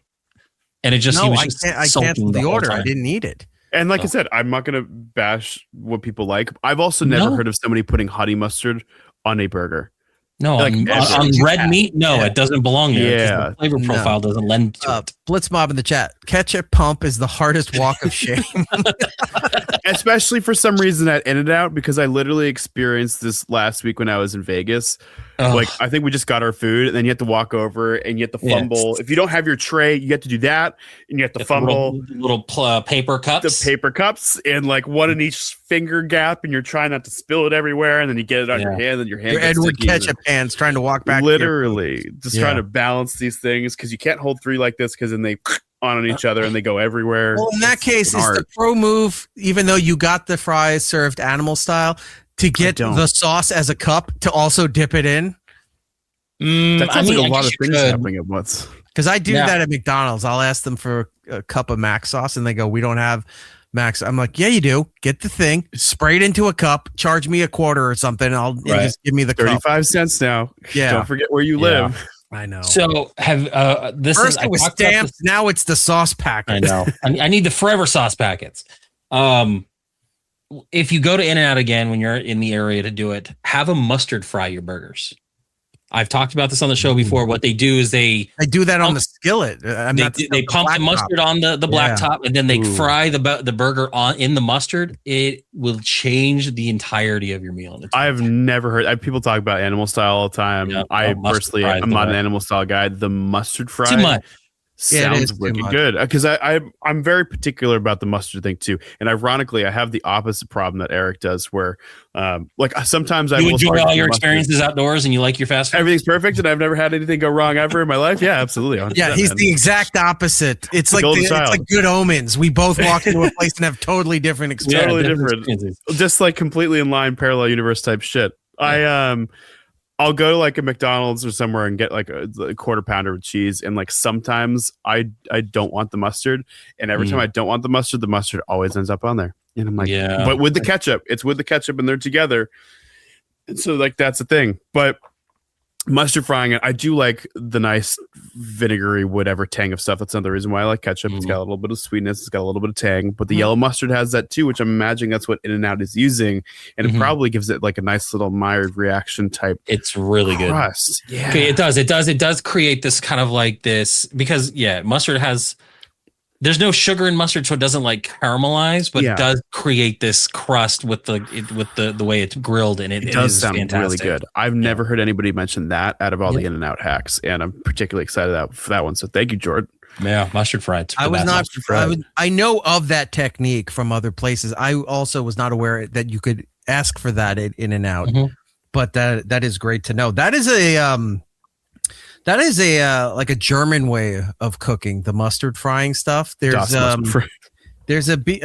is that beef thing? It's almost like an Italian bruschetta, but it's German. Rouladen, I think it's called. It's a flattened meat, and it's got the yellow mustard as like a binding thing, right? Okay. Yeah. You got it's flattened, the meat's flattened out. Then you put raw bacon on top of it. Some onions, and then a pickle slice, right this way, and you roll it up over the pickle slice. You tie it up. And you sent me a video of some chick that did that. Yeah, and you fry it up in there, and it's served like in a brown sauce kind of thing. It's insanely good. A mustard binding, a mustard frying of meats is a eye-opening experience. Yeah, low-key a game changer. I just realized how long we've had you on this show, my friend. We've taken up way too much of your time talking about all this goodness. It's okay. I've had an absolute blast. Seriously, there's so much. I knew when we were going to get on this too. I was like, there's going to be so much we could talk about. Here's the thing, like Eric and I, we do this every now and then where we start talking food, and this time I actually prepared for it. He told me you were coming on. I was like, I need to eat before we do it. So I was eating a burrito. I ate a nice burrito before we were doing this. I was doing it while we're doing show prep. I also carbo loaded before this. I had some baked ziti just so that this is like y'all's marathon for real. Well, because most of the time we get on these rants and these tangents about food, and the audience gets into it, and we're all into it. And by the time I'm done, I'm like, I need to fucking eat, and we still have to do like another 2 hours. And that's when I'm ending up at Jack in the Box and sending pictures to Eric because I'm like, I don't have time to sit there and cook something at 10 o'clock at night. I need to go get something. I want to roll through the chat here. Some of the people wanted to comment on some of the stuff we've been talking about here. Gummo dude, Jones Soda did the Thanksgiving soda every year. Mm-hmm. I actually did not know that was a thing, and I'm kind of terrified as to what that's supposed to be. I've had those specialty weird flavors that you can buy like at any kind of like niche soda place where you just get like, oh look, it's buffalo chicken wing. It's gross. I actually have a video of me doing it too. It was disgusting. Did you guys do the Thanksgiving flavored Oreos that were dropped last year on Oreo's website? No, never got those. I couldn't diabolical. I can't get those things, but meanwhile, I get the KFC U-Log sent to me all the time. So, and those last maybe 30 seconds before the scent is completely gone, and then it's just a regular U-Log that was overpriced. If they bring back the Thanksgiving Oreos this year, grab them because they are without a doubt one of the worst tasting things I've ever had in my life. There was maybe I don't know if I want to set that bar that low for Oreo because, like I said, every Oreo flavor I've ever had has been good at a different degree. Because, like, if I'm going to rank 1 through 5, Oreos are always going to land at a 3 or above, no matter what flavor it is. So if I find something that puts me under that, it's going to throw my ranking. It's just one outlier, Jordan. You got to have one that's a 0. I mean, I'll do it. And there are 5 Oreos in that set, so you'll have a couple outliers. But the cranberry twist off all the tops, put all the middles together into one thing, and then you can't because they're fudge covered. And so they look good. Like caramel apple pie sounds like I would like. He's yucking my yum, Jordan. I think so. I think he said, "Fuck you, go eat the turkey and stuffing." Do it. Yeah, I think. Honestly, other than turkey and stuffing, all of the other flavors sound good. The sweet corn one was nasty. Oh, that's the one I thought maybe would be. Wait a minute, what did I just try? You tried the KFC gummies. The KFC Jelly Bellies. That's what it was. Oh, you looked like you were upset. It was all kinds of horrible. And you're right. The one that was the most tolerable was the sweet corn flavor because it was almost candified. You know, like you're eating like, okay. The potatoes and gravy was awful. The chicken skin one was. Were they accurate or were they just bad? I don't think they were accurate at all. Damn, I was at least hoping that they would be close enough. Not expecting them to be good, but like just enough that you're like, okay, I can see what they're going for. You know, like we had the KFC. You can still get them. They're at Five Below if you have one of those near. Yeah, I got one pretty close. Five Below has been really becoming a hotbed for all this niche weird stuff. Like they're getting everything there for some reason. They got the right person. KFC did do a toothpaste at one point with High Smile, and that was High Smile does a lot of those weird flavors. I think they did a cereal brand. Yeah, Lucky Charms. High Smile, also a sponsor here that covered Jingle Ball. So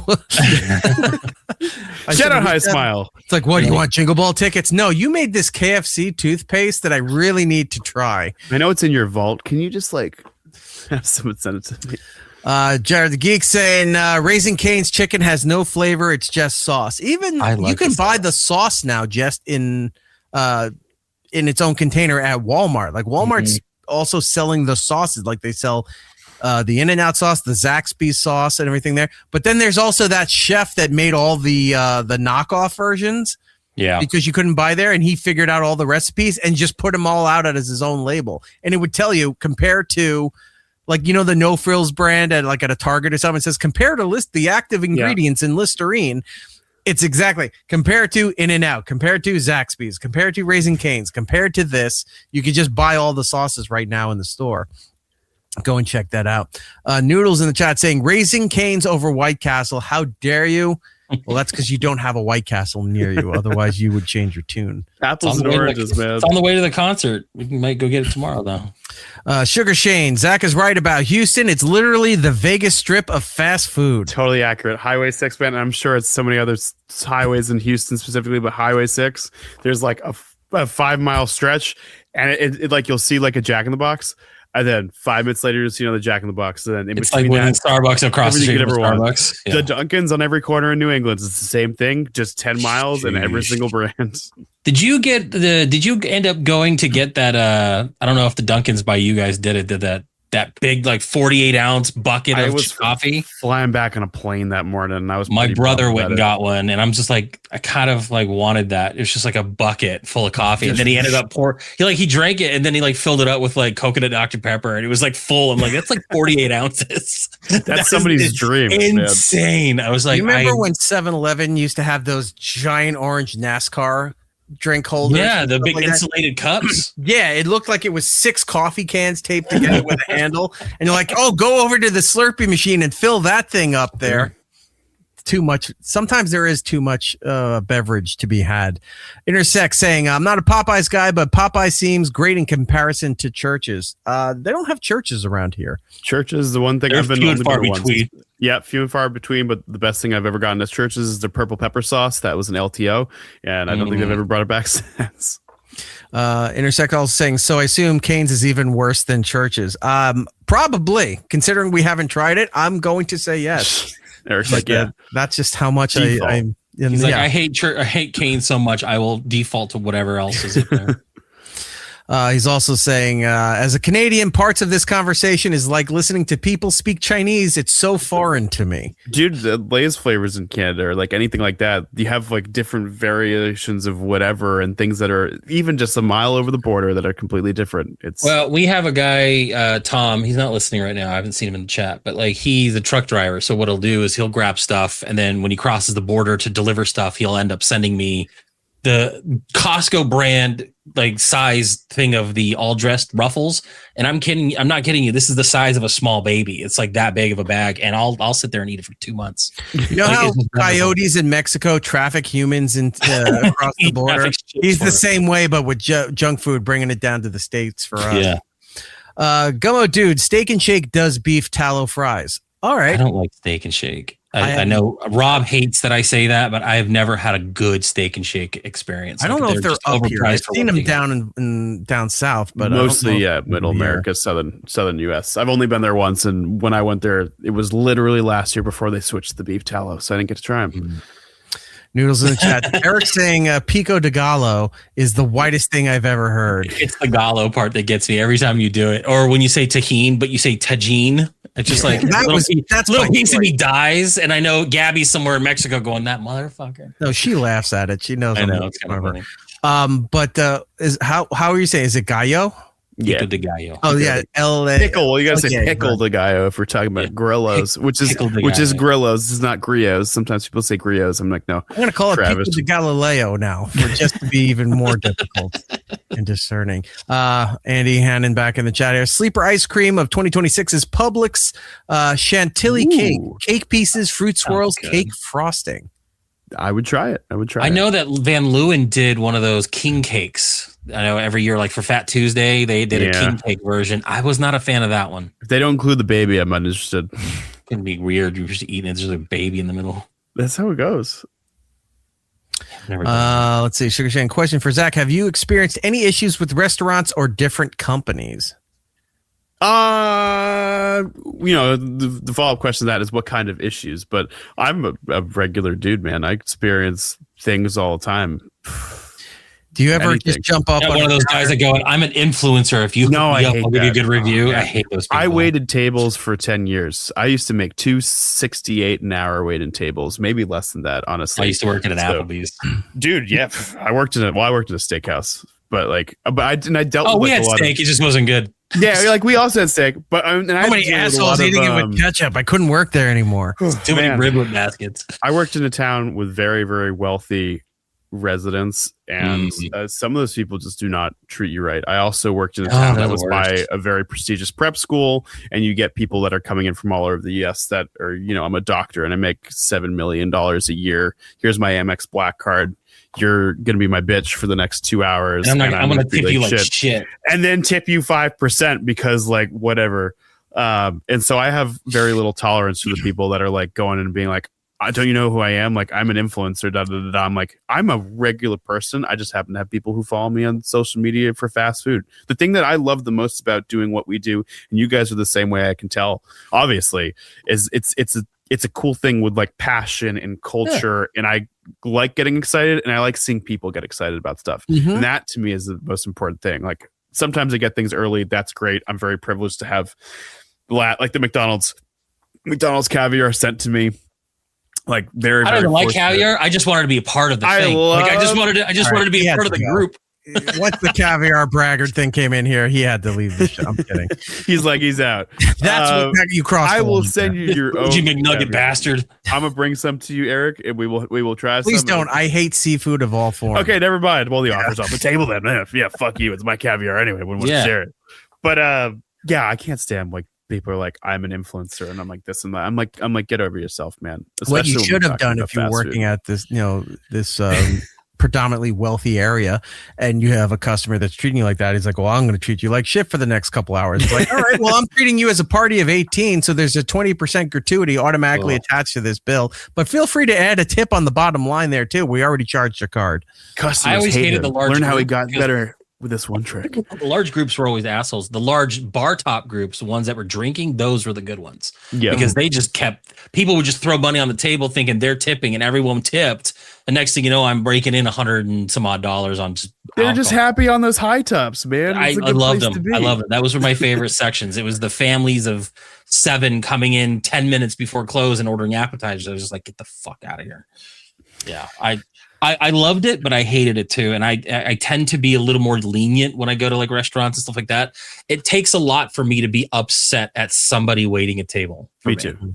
And like for me to not tip well, you really have to fuck up. I over tip on literally spit basically every single bill. Straight up. Yeah, I don't think in recent times, like I usually like people are just usually nice and we get along well. And it's not to be like, I'm so generous, but I just like, I'm always like, yeah, cool. This 25%, 30%, whatever. It's just like, here you go. Because you know what they deal with and you know what the shit they do. Yeah. Like, I still have PTSD from Applebee's. Like I still like nightmares. You have the nightmares? No, they got rid of the riblet basket for the appetizers. And it was the prep before a shift. So we had to take the eggs. They had a big painter's bucket of eggs, and you'd have to put your gloves on. You put your hand in there, and you grab the hard-boiled egg and smash it against a grate to get the egg for salads, for like the Cobb salad or something like that. Whoa, okay, yeah. And it's like I still smell it sometimes because it's that weird like fermented pickled egg smell. I love the preserved hard-boiled eggs, but like those particular moments, I won't go to a restaurant and order crumbled eggs on it. Like if I know it's a crumbled egg, I won't touch it. Sliced eggs are different, but but the ones that come, you're ruining salad bars for me now. Yeah, because that's what they do. It's literally like a metal grate that they'll stick over the prep bucket, and then they just take an egg or two and just smash it. I know, it's all Cisco. And I would spend like 30 minutes doing it. It was the worst. Wait till we get to the ice machine category, Eric. Nope. Gross. No, never ever. Like you don't want the ice. Like Kyle Kason, who lives down in South Florida. There, the Steak and Shake near me was shut down because they were selling meth more than food. That's not up to code. No, that's not a shake flavor. No, but they were profitable. That was they made. They were outselling the entire region. It just wasn't the product that they were providing for all of that. Real life Breaking Bad. Zach, before we let you go, you're from the Massachusetts area. Let me ask you this. Just like New York, just like Philly, you have certain items that are staples to those areas there. An Italian deli, just like New York, just like Philly, very sacred places.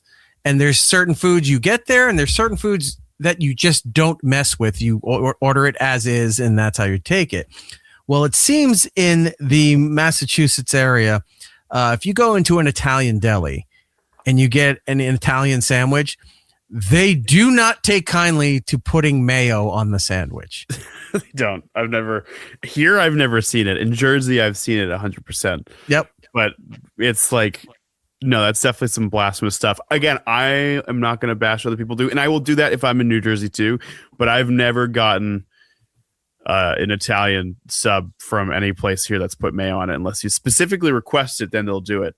But I do. I do that. I'm that guy. As is your right. Who am I to tell you to put or not put mayo on an Italian sub? Oh, trust me, I'm mayo dipping with French fries. Like, no, you go and you ask for mayo on the sandwiches up in the delis in Boston or other outskirts of Massachusetts, and they just make you do like the ketchup walk of shame. They just point you over there, and there's the Heinz.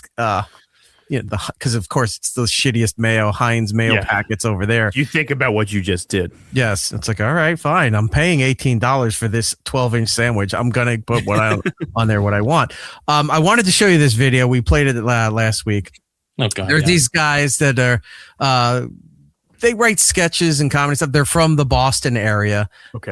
Somehow they're tied in with the Wahlberg family, like they're friends with the Wahlbergs.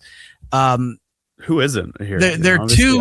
I was with them yesterday. I mean, of course, but they're two rather large guys, and they shoot a lot of their sketches at some kind of deli. They used to do Dunkin' for a little bit, and I think Dunkin' kind of cracked down and said, "You got to stop shooting your skits in our stores." So they've been using a friend's deli or whatever. And they did a whole series of videos of this one construction guy coming in. And every time he tried to order some sort of Italian sandwich, he would want to put mayo on it. It would start a big fight between everybody here. Let me know if you know these guys here. What's going on, champ? What can I do you for? How you doing, Chief? I'm gonna do a large Italian. Okay. I'm gonna do extra mayo on that too, please. No, we don't do mayo on Italians here. We don't put mayo on with the Italian cold cuts. Buddy, I'm working at 6 to 2 in Fall River. I come here for a sandwich. Now go make my fucking sandwich. That's all you're fucking good for anyway. Go work your 6 to 2. Actually, matter of fact, I know your fucking father, you hey, little... Jim Mayo, get out of here. Are you fucking... Leave me outside! Leave me outside! Alright, I'm gonna do a chicken palm sub, please. So that comes with sauce and provolone, nothing else. Yeah, chicken palm sub. Plain. Yes. Hey, pull one of those things again, watch. The The accents. fucking chicken palm sub. Because I'll do a little mayo on that as well. Legit. The what? The accents kill me. They're just so legit. Yeah. Well, what's the one guy's name is the prosciutto Poppy, and the other guy is Tommy Guardino. These two guys, they just do Boston stuff, and they blew up on the internet. Like, I don't know them personally. I don't even think I ever connected that the bit was specifically like it was a Boston specific bit. I think I've always just enjoyed the videos because I don't think sometimes I've seen him. Unless he wears the Red Sox hat in every video. Yeah. The guy behind the counter. I've seen the videos. Okay. But I honestly didn't even connect. Maybe it's because it's like I grew up here, so I don't even process like the accent thing. I'm not like, oh, he has a Boston accent. I'm just like, oh, this is like, haha, it's funny deli sketch. Yeah, but sometimes you'll see the skits, and all of a sudden he's like, oh, he's got like FaceTime on the phone, and there's Mark Wahlberg, and you're like, what the fuck is he doing? Then there's other videos where he's a rather large gentleman in a very small, unflattering bathing suit, jumping off an expensive boat. Climbs back up, and there's Mark Wahlberg handing him a towel. Like, how do they know them? Part of the entourage, somehow. Yeah, this was Turtle, I guess. Fucking chicken palm sub. I'll do a little mayo on that as well. Are you fucking nuts? What's wrong with the mayo? What's wrong with the mayo? Ask yourself that. There's nothing wrong with mayo on a chicken palm sub. Is there really something wrong with that? Out. Why? Why? You Get the fucking prick. You fucking fuck up! Get the fuck up! Hey, what's going on, boss man? How you doing? So I told you don't come back. I just want to apologize for last week. I didn't know you don't order mayo on the Italian subs. I didn't know you that don't was do a that. thing. I apologize for What that. can I do you for? I'm gonna do the large meatball sub today. I think. Meatball, nice. Yeah. You want provolone cheese? I think I'm gonna do some pickles on How's it. it? Some pickles and mayo, if that's okay. On the meatball? The pickles and mayo on the meatball, is that okay? Yeah, you want to do Appreciate hot it. or sweet pickles? I'll do the sweet's good. Sweet's Sweet. good. Yeah, you guys got a big menu here. You know that? Like actually. We don't do pickles on fucking meatballs. Fuck! Buddy, What the fuck? You throw all fucking shit at your customers here? What the fuck is wrong with you? Pick up the pickle. Get me outside! Shove the pickle up your ass. Jesus Christ. I think, again, I said it last week. Mayo on a chicken parm sounds kind of iffy. I would probably try pickles on a meatball. Like that sounds. I had a meatball sub 2 days ago. That's I think where I would put the pico de gallo. Like sit there and get a meatball sub and just put that on top. You have to let me know how that is, Jordan. Yeah, I'll do it, man. That sounds great. You can be the guinea pig for that. We did that once where we were talking about like things that you normally wouldn't do, and we were talking about tahini, and Eric, of course, was really against it. And I was like, I think tahini on a hamburger would be good, but you'd have to have like some kind of fruit, like a pineapple wedge or something like that in there. So I made it, and I was like, that's actually fantastic. So I did. The same guy that likes those good. peanut butter hamburgers too. Oh, I love peanut butter on a hamburger. People were raving about that a couple years ago. So good. Something like that. Yeah. I heard about It's that. real good. You get that sweetness and the saltiness with the beef. Oh, it's the best. Most things I don't knock till I try. Like, I can hear things. I'm like, maybe my expectations will be surpassed. And a lot of times they are, for sure, which is why I think it's important for people to just keep an open mind going into things. Cause I've definitely said things too before where, something will be like a cultural thing and I won't understand it. And like DoorDash released a couple of years ago, their like top 10 most DoorDash items, like the weird, like not the weirdest pairs, but like the the top 10 pairs of things, and one was like avocado and coconut milk, and I was like, oh, why would you ever do that? Da, da, da, da. And it turns out, I don't remember which culture it was, like a smoothie, like Thai, probably like Thai, because it was something along either Filipino or Thai, and I just didn't know, and I was like, oh, that sounds like crazy. Who would ever do that? And I'm sitting here and I'm accidentally bashing like somebody's culture and like something they grew up with, and I felt really bad about that. And ever since then, that was a big pivotal part where Eric does it all the time. Don't worry about it. Yeah, we're sitting in a place and you bring me a burger with the peanut butter, I start throwing stuff and yelling like those two guys did with mayo on the Italian thing. So good, man. But also, to be fair, everybody's culture. I'm not an Indian food fan. There's not a lot of it that I do enjoy. I've had not Indian food. I'm guessing it's Thai food or wherever. That peanut butter chicken. Yeah. Chicken satay. I love that. Like I've tried it and everything. I'm like, okay, it's fine. It's not something I would want to eat again. Peanut sauce with the crushed peanuts on top. Just get the crunch. You get a little coconutty flavor from the coconut. A little cilantro in there for some. Not terrible, but not something I would enjoy having again. But then I try that stupid hot dog and spaghetti at Jollibee, and I start losing my shit. I'm like, how do you ruin this? It's that banana ketchup put in there instead of a salt. Like, everything is wrong with this. Yeah. I don't care if Anthony Bourdain raved about it. It's terrible. It's definitely off-putting. Like, I'm not at least you fan, but yeah, you try. I'll try everything once. That's my I'm going to have it. Bash on it forever. Yeah, literally forever. My whole position is that, like, for sure, doing this has really opened my mind to a lot of things. And you'd think that in fast food, it's like a very closed off thing, whatever. But, you learn so much about different cultures, different food pairings, stuff like that. Oh, I get jealous when I see the South Korean McDonald's is getting something that looks really delicious and it's not coming here. And I was like, it really bums me out that we don't have that, because that's why you gotta go to the Chicago McDonald's. Yeah, they probably have some good stuff there. I went to Germany a couple years back, and some of the stuff that you can get in Germany that's not here really bums me out. Like, just even energy drinks, like they have a Monster flavor that's it's called Citron, and it's just lemon. And it's delicious, and it's just not out here. They don't have it, and they have like burgers that like have really like interesting flavors that you just don't find out here. And it's like, some of that stuff would be nice. Like they tried an international pairings with McDonald's, I think, like a year or two ago, where they're like, hey, this is the Australian shake, and it's got like Biscoff in it. And then they did like an Italian like chicken parm or something. They're not as good. Like, you need them in that region to get them, and it bums me out when I see. Remember they did the BTS celebrity meal, and we're like, that sweet chili dipping sauce was fantastic for the chicken nuggets, but they didn't keep it there. And then they came out with the K-pop meal, and those two sauces were an abomination. It's like, what is going on? They're from the same region, but how was this good and these were terrible? Supposedly, this isn't to put you on the spot. But supposedly the sweet chili sauce that was in the K-pop Demon Hunters meal was the same one from the BTS. I think it was the same one. I think it absolutely was, because it tasted almost like that's what my followers said. I never had the BTS meal, but my followers did say that it was in fact the same sauce. The purple K-pop one just tasted like purple hot mustard. Yeah, I wasn't. Like, it just tasted like the hot mustard. It was weird because it almost felt like it was pudding. Like the consistency was that weird sort of almost like not Cool Whip, like gelatinous. It was just it was weird. A little whipped creamy, like whipped topping type. Yeah. With it. All right, Zach, we kept you for way too long, buddy. Thank you for wasting your time with us here. Everybody, go give a follow to Snack with Zach. It's Snack with a CH on Instagram, on TikTok, his YouTube channel. Go and follow all of those platforms. Follow for him. He gives you great updates about everything that's going on here. I know you also like talking about I love your drink videos.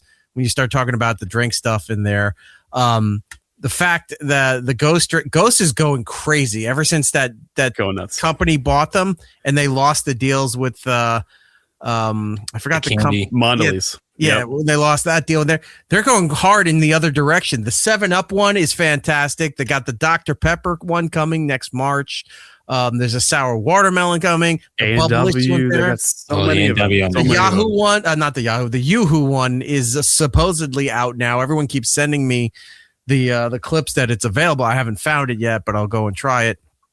But somewhere down the line when your schedule is a little bit more lax, we'd love to have you back on again and just shoot the shit about snacks and fast food and all these proclivities there. Guys, thank you so much. Literally anytime you want, you just let me know. I'd be happy to come back. We just scratched the surface. There are so many more things we have to talk about, and hopefully your luck improves too, Eric. Jordan. Oh, it won't. It's not going to. I can't wait to catch up on those stories, dude. No, if my luck improves, this show is going to be done. Yeah, we'll run out no of stories left. Yeah, we'll be done. No.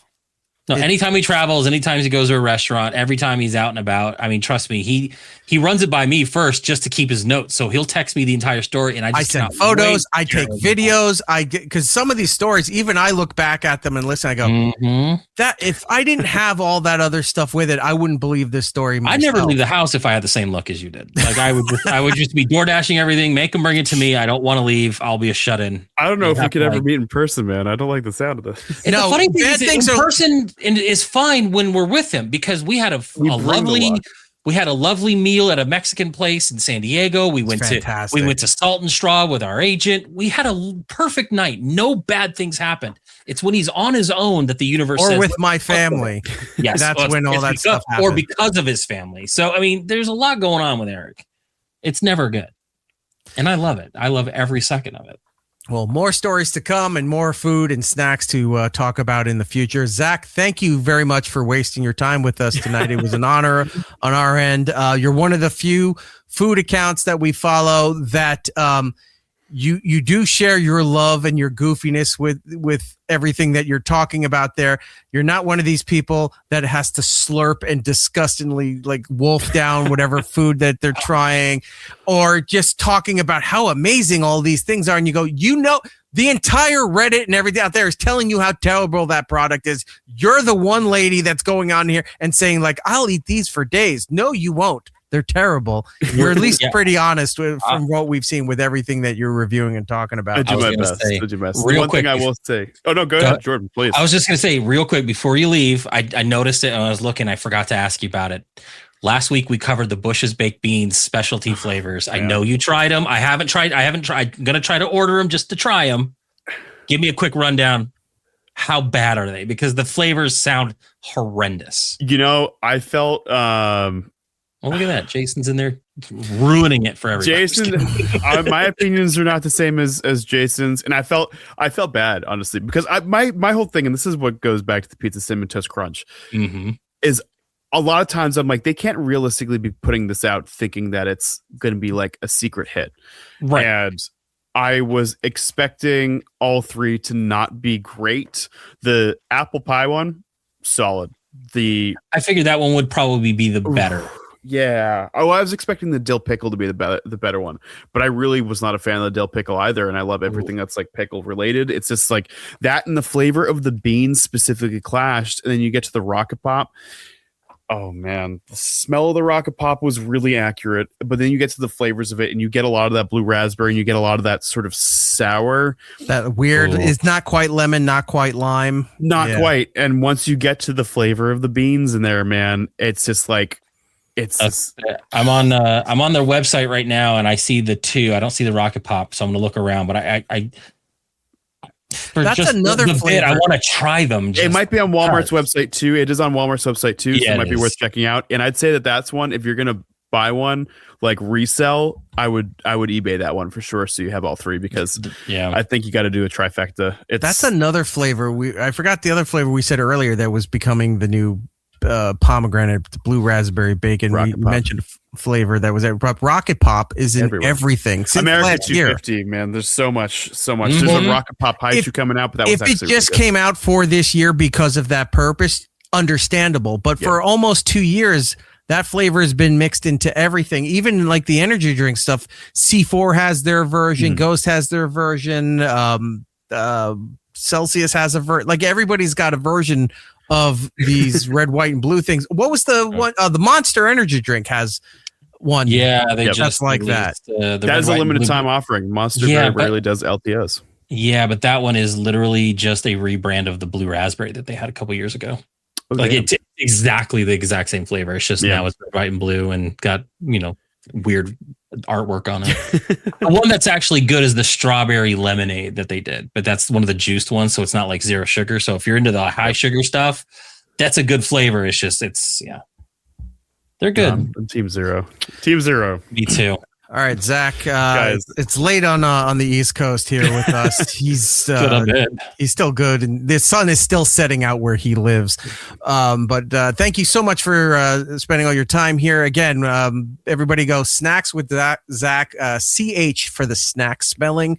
Instagram, TikTok, YouTube, those places. Go support him. Tell him you heard him on the show. Follow him. It's good content that he puts out. And please come back sometime soon. We appreciate it. Anytime. You let me know. Thank you, guys. Thank you to everybody listening. I will catch you guys soon. It's Eric Nagel. Follow the show on all social medias at It's Eric Nagel for ways to watch or listen to the show, both live and on demand. Go to itsericnagel.com.